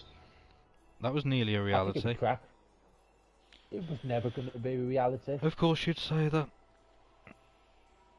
What? Not crap or not reality? Both. But the thing Right. is, if they tried that stuff they did with Jason, Les Claypool wouldn't have had it and he would have buggered off. Suppose. I think without having Les Claypool on the bass, though, we'd have been a bit more, well, you know, you got to turn the bass up. I'm playing fucking, look at how many notes I'm playing here. You got to turn the bass up. Lars wouldn't be able to keep up with him. True that.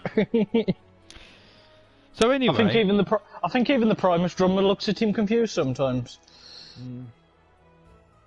As you saying, Tim. so this year I've found another band that I really got into called the Devil's Witches. The one I was gonna pick was called Porno Witch, but unfortunately I found out that was released last year, but I'll still give it a shout out. Funnily enough though, I found that Guns, Drugs and Filthy Pictures was released this year, and that's one that I've also bought on vinyl for Record Store Day. So I'd give that one a shout out. That's a really good song. And Can I just say, they've also released Sugar Plum, which I haven't listened to yet. I've literally only found out they released that today. oh, That's a cool. good shout out. Devil's Witches, check them out. They're a bit, I mean, they're kind of weird, kind of stonery, dirgy, but very comforting as well. Go on, Ryan. Can I just say, I'm really disappointed they went for the generic name instead of the cool name of the Devil's Bitches. See, when I think of that name, I just think of Randy Marsh going, "Sup, witches?" Right. Then okay, Want to so go to the albums of the years? hang on. Is I've it, got, I was going to this say, is is the it thing. time for us to drop our pants and shoot our loads? Well, this is the thing. I'm trying to get through this fucking list because I've got quite a few things to get through. Okay, speed run it. Speed run, Tim. We've got right, 5 minutes so- speed run. So, the Baboon Show. Got into them a couple of years ago. They've got an EP I haven't fully listened to. It's called I Never Say Goodnight. but they've got an acoustic version of the song "You've Got a Problem Without Knowing It." Fucking love that song. Give it a listen. So yesterday I went on another bit of a discovery. Latest release. Oh, it was actually a missed hits playlist. One that I found is Dope Smoker from their new album Zeroin. I haven't listened to that, but the first track is Go Away. I will dedicate that to the year of 2020, and that's fucking awesome. If you love your stoner metal, which I seem to be gravitating to partly as well, give that a listen. Another one that was on that same playlist was Gojira, called Another World. And yeah, I've never really listened to much of Gojira, but after listening to that song, I might have to have a bit of a deep dive. If anyone can recommend anything to me. The next few... Oh, hang on. I've also been... Amigo the Devil. A bit of a folky kind of one. He's released one called Another Man's Grave. Which... A lot of his stuff is very poignant, I'd say. If you're kind of feeling quite sentimental and, you know, you want to explore that kind of thing, yeah, check out Amigo the Devil. Where am I? Radkey. I haven't listened to Radkey for, well, basically since they first came out. But they've had a new album, and the only one I've listened to is their cover of Ain't No Sunshine. And that is amazing. That's making me want to go back into their discography a little bit. Because they've kind of evolved from being a typical punk band. And they've got a very Danzig kind of vocal to their punk stuff, but I do like how they've kind of developed from what I've heard, so I'll have to give them another listen. The Melvins, this one made my fucking day when I first heard it. So, a little bit of a backstory. I did think about making an independent film at one point, and it was about, because, you know, I had a bit of a broken heart, wanted to center it around a guy going through a breakup, and I wanted to have... So you probably made the right choice of not making it then. Hang on. The idea that I had in mind was this guy goes on a rebound sort of thing and just shags around. And I was going to have a punk version of I Get Around by the Beach Boys. Well, the Melvins have done one better and done a bit of a punk version of that called I Fuck Around. And any lyric where they can slip the word fuck in, they do, and I absolutely adore it. So if you fancy a laugh of that, go and listen to the Melvins. Never been a massive fan of them. They're a bit you know. I've never really got round to having a deep dive into them because they've got quite a lot of material, but I may well do. The next few, I think, yeah, the rest I've got are covers. So, oh no, tell a lie. So Scar Productions, or Scar, spelled SKAR. That they're on Spotify. He did a cover this year of "I'll Make a Man Out of You" from Mulan. It's like an epic metal cover. Yeah, that's friggin' amazing. Definitely recommend. He's also made a original song called "Reborn Through Failure." Funnily enough, I love that song, even though he was inspired to write it from fucking Dark Souls. So yeah, sorry, Tim. You cut out there, mate. You're gonna have to something about your soul. I'm beginning to realise that I like stuff that's inspired by Dark Souls, even if I hate Dark Souls. Dude, you're the biggest gopher now. You should love Dark Souls. I should, but fuck that game. Moving on. 10-second songs. He does pretty. I think he does songs pretty much every month. Well, no. So, if you haven't heard 10 seconds, if you haven't heard him before, he does covers of songs in multiple styles. What he's been doing lately, well, I say lately, past few years, is he'll take whichever's the most popular and make the full song version of it. So one styles every few seconds, ain't it? Yeah, but as I say, like whichever one gets the most popular vote of one of the styles that he's done, he'll make the full version. One that stood out on Halloween was he did a cover of Black Number One in a synthwave style. But the ultimate one that I absolutely love, can't get enough of. He did a cover of Down with the Sickness at the start of the year, funnily enough. But he did it in the style of Tears for Fears, and it works perfect. It does, you think it sounds weird, but then again, Disturbed did a cover of Tears for Fears, so why shouldn't it work? And it absolutely does. I think that's everything. The only thing I will give a mention to is Hailstorm have made an album, and it's the pirate metal. The pirate metal band. The pirate metal band that don't dress like pirates anymore. They've had an album called Curse of the Crystal Coconut. I haven't got round to listening to that one, but then I looked at this discography. I've listened to the first 3 albums. They've got 3 albums since then, so I feel like I'm going to have another deep dive, which, isn't too much of a problem because I'm really getting into folky stuff as well. But yeah, so that's my singles, EPs, random songs, and I'll say, stuff. Before we get on to our album of the years, we could discuss what sort of genres we've actually been listening to of recent, other than what we've discussed. Because like you were saying, like I've mostly been listening to prog music and indie, strangely enough. Okay. Been going back to my roots, so to speak. When you say indie, what like time Well, period I think I'm talking like 90s to mid 2000s, sort of like your Oasis, your You've been listening to Oasis? I have been listening to Oasis. That's surprising since your opinions on the Beatles. Yeah, well, it's Maybe it's like me with Dark Souls. I like things that are inspired by it, even if I hate the source material. Well, yeah, it's like any good sequel. It takes the good from the original and improves upon it, and that's Oasis on the Beatles for me. Fair enough.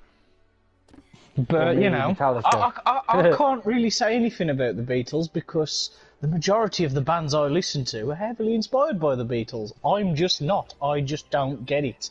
I don't get the hype. I just don't get. I wore around at that time. I just don't get it. Dave, let me point out. You either listen to the Beatles or listen to nothing. Well, I'm more of a Rolling Stones sort of guy, so I'd have had something to listen to in the 60s. But you get what I mean, though. They weren't exactly much. Fair enough. Yeah. If you didn't have you didn't have the plethora of choice that we have today. Yeah. But nevertheless, if I was in that era, I'd have been listening to Elvis and the Rolling Stones. So you're more of an Elvis person than a Beatles person. I get it. Yeah. Okay. Which is kind of surprising since of how experimental you are. But yeah. But then again, I think I've only got more experimental since I was once compared to Primus live, and I was like, wonder who this Primus am. Saw Les Claypool play bass on Big Brown Beaver, and I was like, that's one hell of a compliment. I'm assuming you were comparing me to him because of my weirdness, the vibe, rather than my actual talent. No, yeah, we get compared a lot. Yeah, I can see the vibe aspect. I mean, I can't, I don't think any of us are up to that chops, because, and I mean, I'm not insulting anyone by saying that, because, I'm insulted, Tim. Sorry to insult you by, saying that you're not as good as a well-known, signed, highly praised artist. I do apologise if you take that as a personal insult. I mean, to me, even though Primus is one of my favourite bands, I'd still say Les Claypool is the second best bassist in my personal opinion, purely because he got all his inspiration from Geddy Lee. Fair enough. I mean, if he's admitted it himself, I don't think he'll take it much of an insult either. Thing is, but yes, I think Geddy Lee said this in an interview. I can't see why Les Claypool says he's an influence. Don't sound anything remotely like Geddy Lee. I don't know. The man grew up listening to Rush. But yeah, so over the year then. So have you got like a kind of a time frame where you were listening to what and when?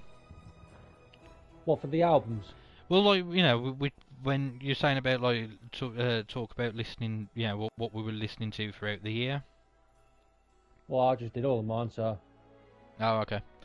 So I mean, I've had a quite mixed one, to be honest. Apparently, so going from the Spotify report and stuff, I was really into Lana Del Rey at the start of the year, which isn't surprising, but at the same time, I didn't realise how heavily I was. I mean, and then there's no surprise that I mentioned them quite heavily. Church of the Cosmic Skull and Green Lung were quite heavily this year as well. Yeah. I've yet to come to the one who, I've said about listening to the prog and the indie, but I'm definitely, we're definitely coming up to the album of the year now, I think. That's where the conversation's headed. Well, this is the thing, is like, I'm kind of, just kind of breaking down the full year for me. Over the summer, I mean, obviously I've been listening to my album of the year, then going into like the autumn, and I kind of went back into Zombie and the Skeletones, which are another horror punk band. But what's kind of surprising to me is that, when I was younger, I think it's kind of a sign of my age, really, that it was the punkier songs that I was more gravitated to, and now it's the more slower, melancholy songs that I gravitate to now. So there's that.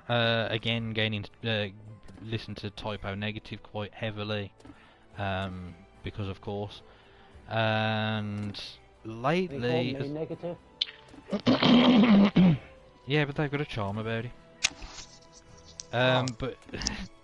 But lately I've been listening to a lot my of. entire personality is destroyed.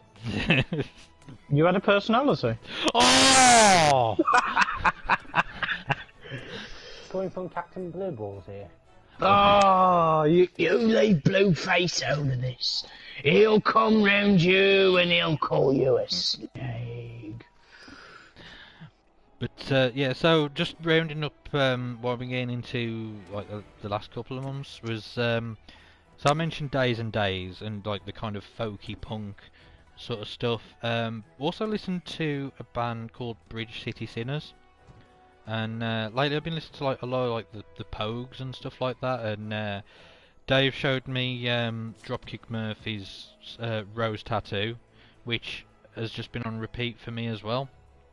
So, been getting a lot more into like folky kind of stuff. Also I'd be remiss to not mention a band called Windrose.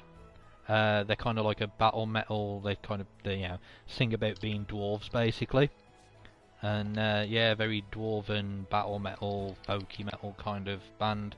Listen to that quite a lot over the summer as well. Yeah. So yeah, that's pretty much my kind of roundup. I can't really think of anything else that. Yeah. Can we get to the album of the years then? Yeah. I think it's time. So. All right then. We drawing straws or? Go on, Dave. I Can you think. go first? No. I think I've talked enough at the minute. Go on, Yeah. Dave. Get you out the way. Yeah. Give me a rest and I'll have a drink and All right. Well, let the captain take a sip of the captain. I've got a bit of a jack of all trades at the minute. I've got a cup of tea. Rightio then, ladies and gentlemen, the captain speaking. My album of the year is an album that truly dropped out of nowhere. And it's the Mother's Cake album, Cyberfunk, and it's one of those albums. Cyberfunk, not punk, Cyberfunk. Oh, I know. Bad year for it to be launching with a name like that. If anything, it might get, dangerous. if people misspell it, they get more views. Yeah, well, anyway, first of all, I don't even know they dropped an album, and because I'm subscribed to them on YouTube, they'd actually put an ad up for their I'm a President song, and I was like, oh, I don't even see the ad, but all the people was commenting about, oh, this is a great song for an ad, and I was like, what? They've got a new song, and then I listened to it, and the video is trippy as all hell. Yeah. If you're a fan of Narcotics, it's one to watch. I'd say get blazed on your substance of choice and just watch. It's a video, it's experience. But the song itself it's tasty. It's just got the right.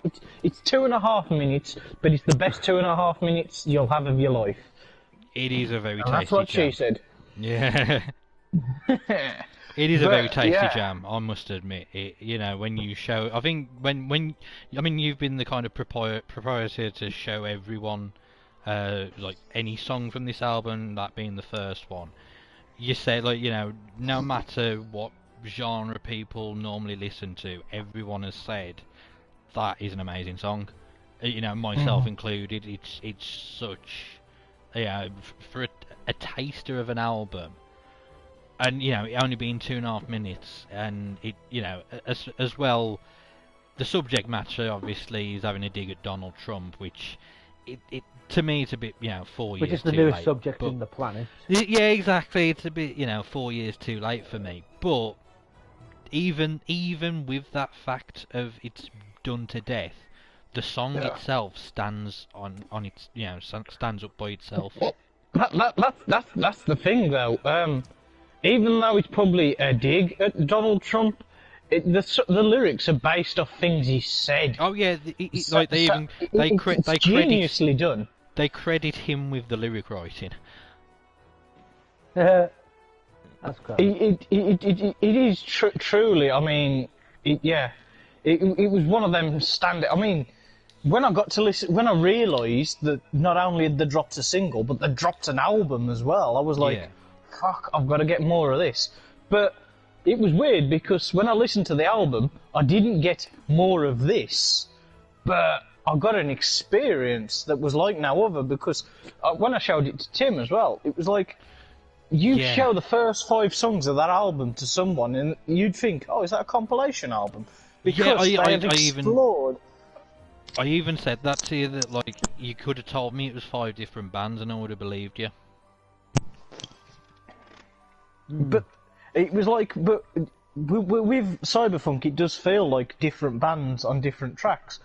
But with the last album that I showed Tim, Off the Beaten Track, and like the final track on that album, Soul Prison, that's a nice trippy video as well. Yeah. But it was like with Off the Beaten Track, Tim says it goes between different genres, but you can still tell it's the same band. With Cyberpunk, you genuinely could believe that it was a compilation album.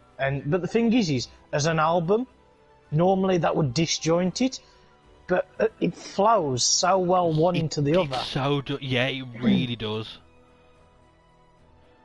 I don't know how they've done it. It's pure genius work. But the musicianship behind that band throughout the albums I've listened to, Off the Beaten Track and Cyberpunk being the 2 I've listened to the most, they're just fantastic musicians. And a shout out to a couple of other tracks as well, because I mean I showed it to our friend. We're gonna name drop now, anyway. Josh from Liberty Lies.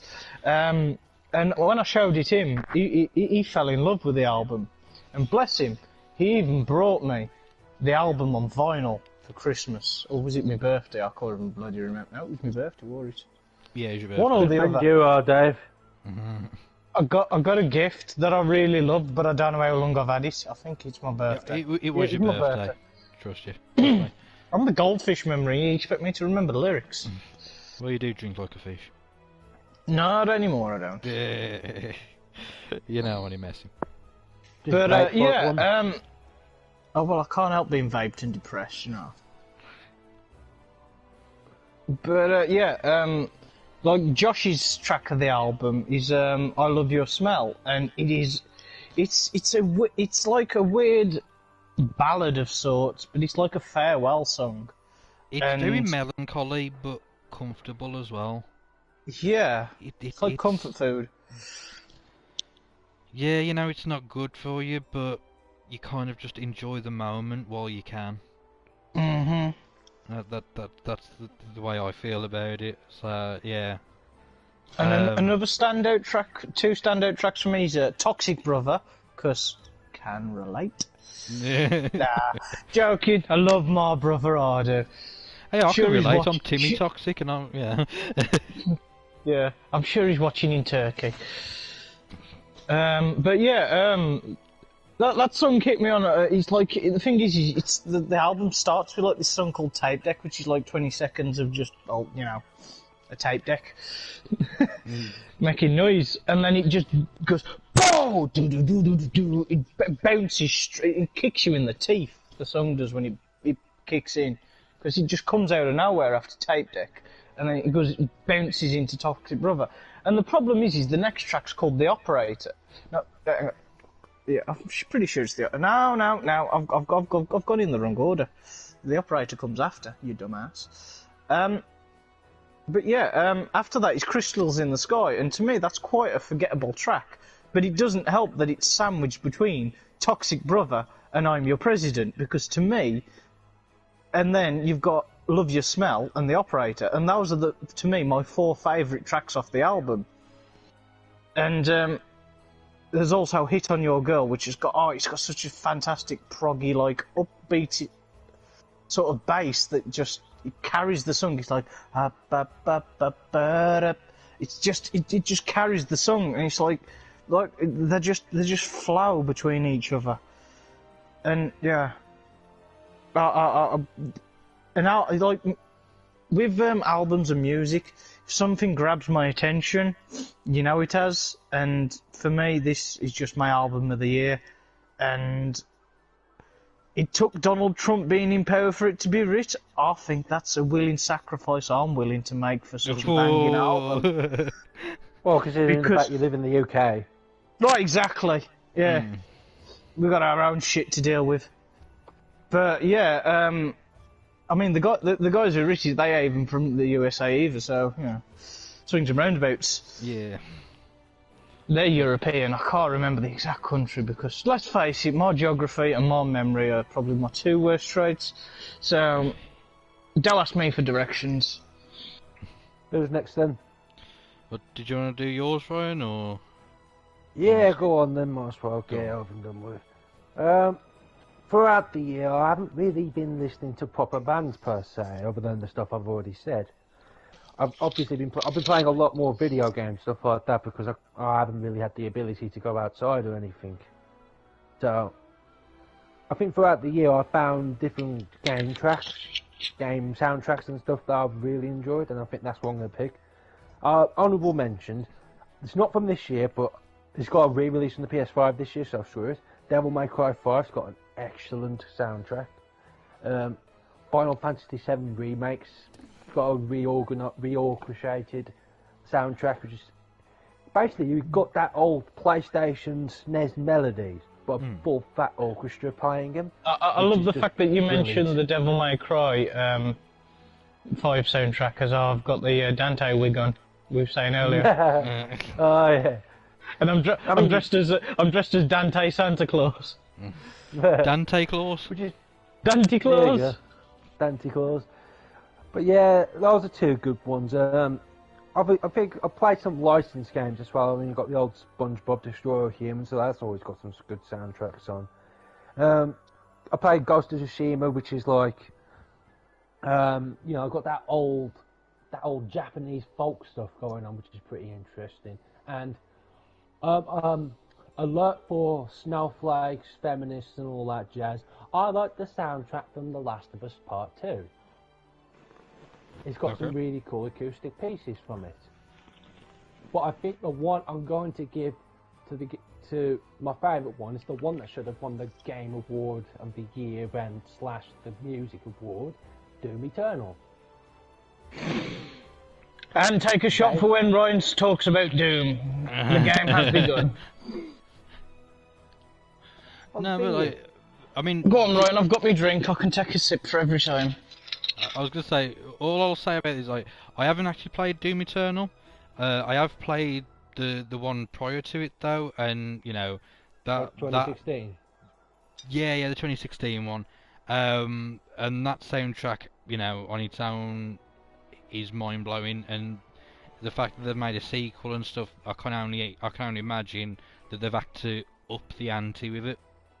Go Well, on. that's the thing, because I think the soundtrack was a bit of a surprise hit for the company.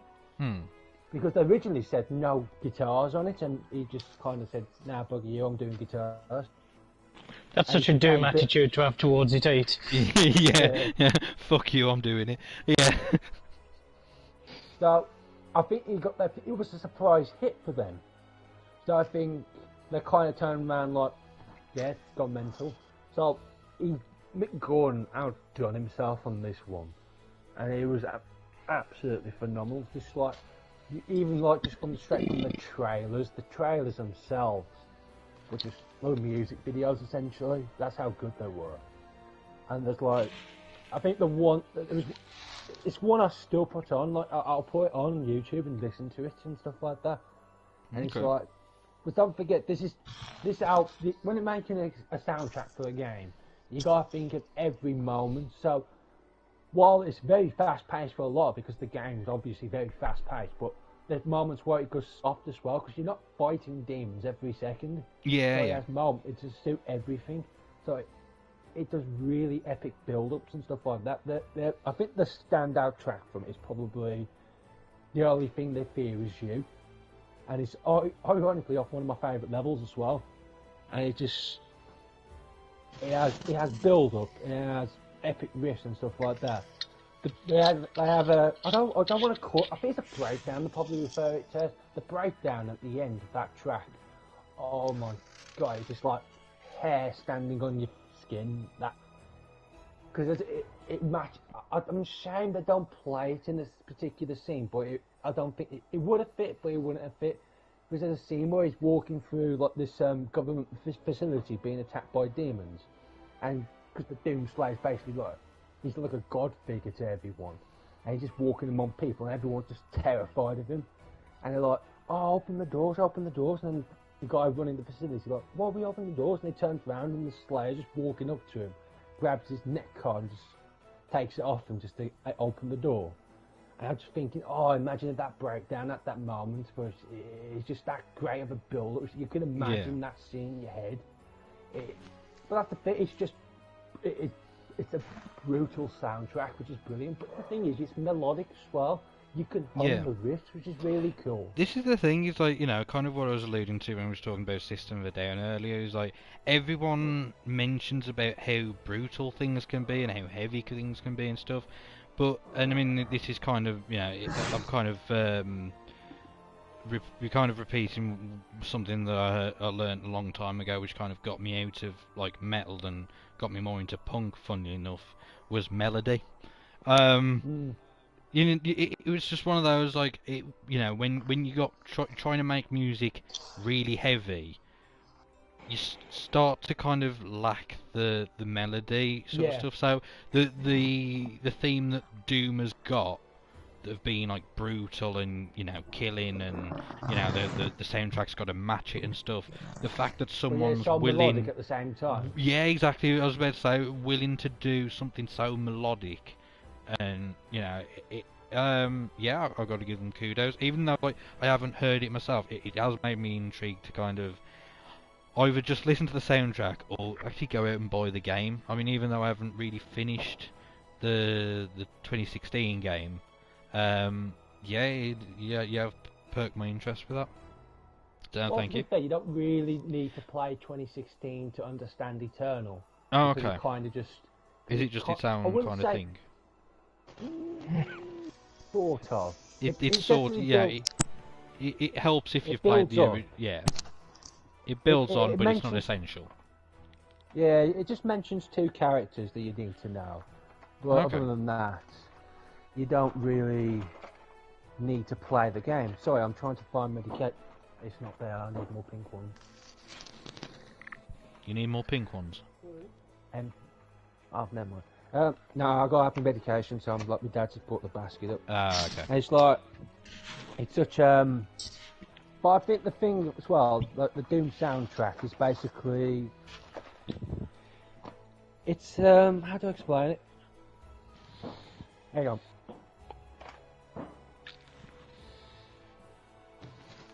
Alright.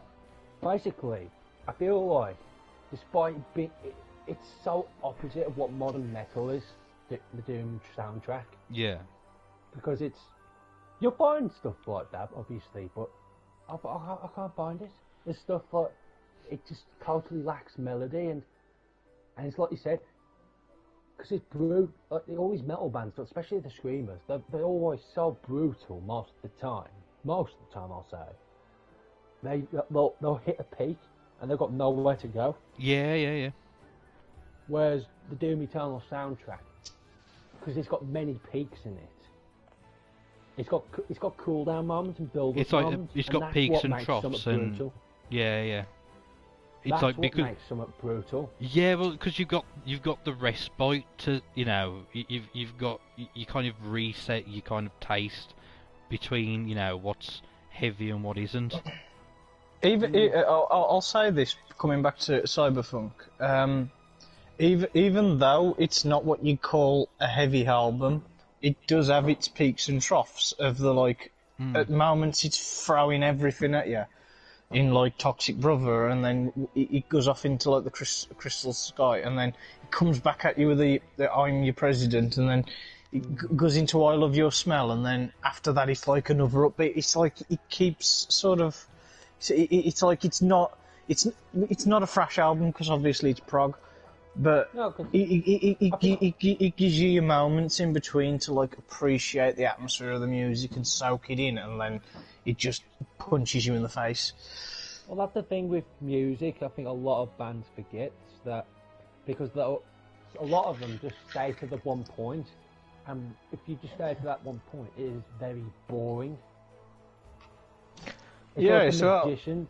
It's if you're a magician, you start off with your best trick, and you're like, okay, where do you go from there? Yeah. I get exactly what you mean with that. Yeah. That's the problem I have with a lot of modern metal bands. They're just at one point. You're like, you don't go anywhere from that one point. It just bores me. all the modern treble makers. Yeah. Fair enough. Right, So, Tim, starting and finishing this off? yeah, I think we am. I 'Cause think I do want to spend the last half an hour with family, and I think yeah, Tim I'd wants to say- spend it with his lovely wife, and Brian wants to spend it with his hand. So, coming from you. hey, mate, I Right. can get it if I want it. Children, please. So my album of the year, it's our brother Bill Fisher, because of course it is. His solo album, Mass Hypnosis and the Dark Triad, and it's. So I was reading the liner notes last night as preparation for this, and I was actually surprised of how much I didn't know about this album, and also surprised on the information that I kind of found and stuff. I know, because you ain't shut up about the album, so Yeah. I thought you would have gone through it with a forensic comb. You know what I mean? But yeah, I mean, like he has got a kind of paragraphs explaining his ideas behind the whole, using the Dark Triad as a part of the, I suppose the album concept in a sense. But at the same time, you can also take the songs, on face value if you wanted to. You don't have to look at the deeper meanings and stuff like that. Which I do like that writing style of you don't necessarily have to look at it that way. You can just take your own meaning behind it. And I mean, even in the liner notes, it said about this is no way in representation of the widely accepted medical terminology or concepts, and should be considered as an artistic work, total bollocks, or anything in between. He just leaves it up to you basically. And then it's like some bits of trivia as well. when I first heard, so the first song, which was kind of a taster for the album when he advertised it, was All Through the Night. And if you listen to that, you know, it's got a very similar writing style to how he does with Church of the Cosmic Skull, but it's you know, you'd have to tweak it here and there, so it wouldn't be its own thing if you did that. I might say, because what would be the point of releasing it as a solo thing if it's so similar to the Church? No, here's the thing though. This is what I'm saying. Is like you can tweak it here and there and do that. What I didn't realise though is it's actually his solo recording of like the song existed as in a previous band. Let me do. I'm trying to find the name. Apeth Manus. I can't find any of their stuff, but apparently, you know, this was a song that they played. And then moving on to, there was a song that he released with a video as a single. It's an amazing video as well, to be quite honest, especially just thinking of the technical aspects of it. It's a very simple video, but very effective in the way it's done, because it's all recorded in reverse. But Salador, he puts his band Before Church, Mammoth Wing. There was a version of that song, but it was called Do It. And again, I can't, you know, it wasn't put on the album he did with them. But yeah, this whole album, I mean, looking at it, he almost kind of recorded it on a whim when he was recording the second album from another band with fellow church member Caroline, Sister Caroline, as she's known in that one, and Dave remembers her well as being, you know, having the look of the Irish. But yeah, their band Dystopian Future Movies, when they were recording their second album, he basically, yeah, they had a spare day of recording, so he just recorded a load of drums with like a kind of a track. Let me just read. Sorry, I am, you know, being dyslexic and reading this at the same time as talking. Well, but I was going to say about... Yeah. But yeah, he recorded the drums over a pre-recorded guide track, and basically recorded this album on a whim, as you know. And there's parts. I mean, there's one song on here, psychopathy. I don't know if it's psychopathy or psychopathy, but he says that there's the original version of that had a chord sequence which became a verse of Church of the Cosmic Skull song Movements in the Sky from the first album. And that one kind of shocked me, because when I first heard this album, that's the furthest away from Church of the Cosmic Skull that this is sounded. It's got such a polyrhythm, very chaotic kind of setup to it, which Church don't really have a lot of the time. They're more, you know, harmonious and come together. They do have, you know, polyrhythms here and there. I was going to say the way I'd describe Church of the Cosmic Skull at times is harmonised chaos. La la la la la la la la la la la la la la la la la la la. But even then, you know, that's not as chaotic as this one sounds, which, you know, that's why it surprised me. So yeah, I mean, even when before this album was released, he does put a newsletter out about, and you can kind of listen to but you know, he'll put a track or two tracks a day, and he'll give you a bit of a meaning behind it and stuff like that. But again, he won't spoon feed every meaning to it. You know, he'll let you make your mind up about it and stuff. And so yeah, I mean, I've already mentioned one of my standout tracks was Salador, which again, I mean, I don't want to say I didn't think too much of it when I first heard it. It's just one of those. It grew on me, and I found that a lot with his writing, especially like with Church of Cosmic Skull's first album. It didn't hit me straight away like science fiction did. Science fiction. Science fiction was like a warm, comfy blanket after the. Yeah, I mean, it was like a gut punch when I first heard that. It was like in a good way, in that it just grabbed old me, and was like, yeah, I'm taking on this journey. It's like, fucking take me where you want. Well, it was a journey, wore it. Oh yeah.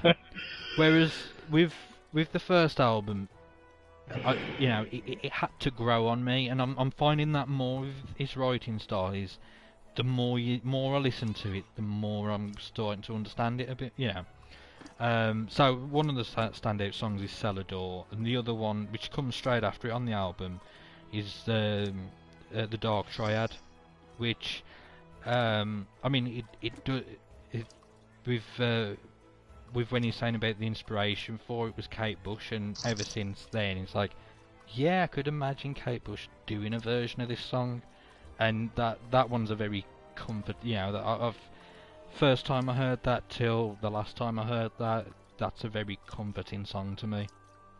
So I just absolutely love this album.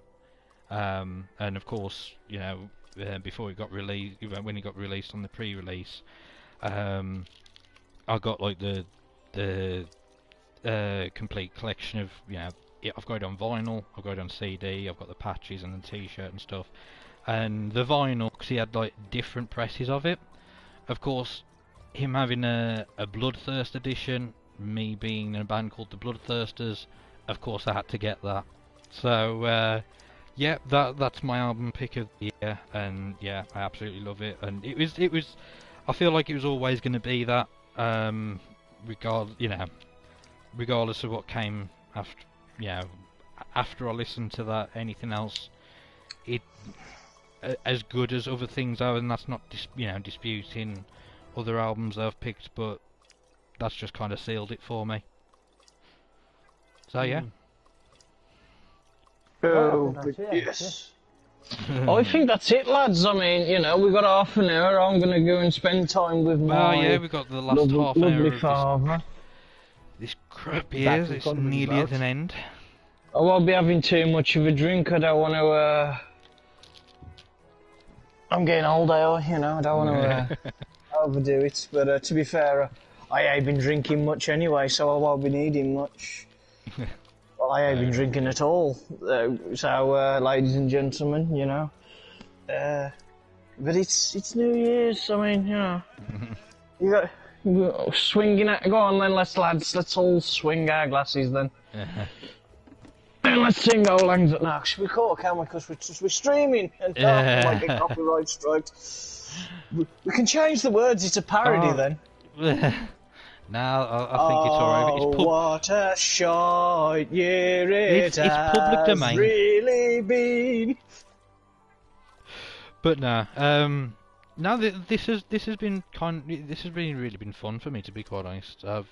Because I've never really, as you guys have kind of done with looking at albums and songs that you've listened to this year, regardless of when they were released.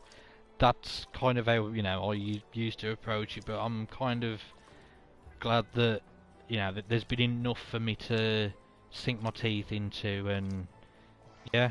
I'm kind of looking forward to the new year to see what else is going to come, and if you guys want to do this again next year, or this has been. Let's make it a tradition. Well, hopefully we can do it in person. All being well. Next year. All being well. But Tim, I think somebody broke your cat because I had him jumping around and Jon's just took a nap. Yeah, I don't know. But then again, it kind of reminds you of her lifelike namesake. Yeah, Bella. Miss her, man. Oh, man. Alright then. Right, shall we bid our public adieu? Yep. And let them get on with the rest of the New Year celebrations? Enjoy your New Year's, and let's hope it's a good one without any tears. Let's hope we can... hope it doesn't end up in tears. And let's well, I don't pray, because let's face it, but let's hope we get to go to a gig or play a gig this year. I don't care if it comes in November or October, as long as gigs start up again. Yeah. It'll give us one less reason to chuck a toaster in the bath. I'm into that. Right. Yeah. Alright, so Right. so everyone, Happy New Year. And thank you for watching. Thank And you thank watching, you for coming. and hope to see you soon. Take care, everyone. Doodle Bye. pips, everyone! Jolly good. I mean, let's face it, Daddy Boris can't choke us anyhow.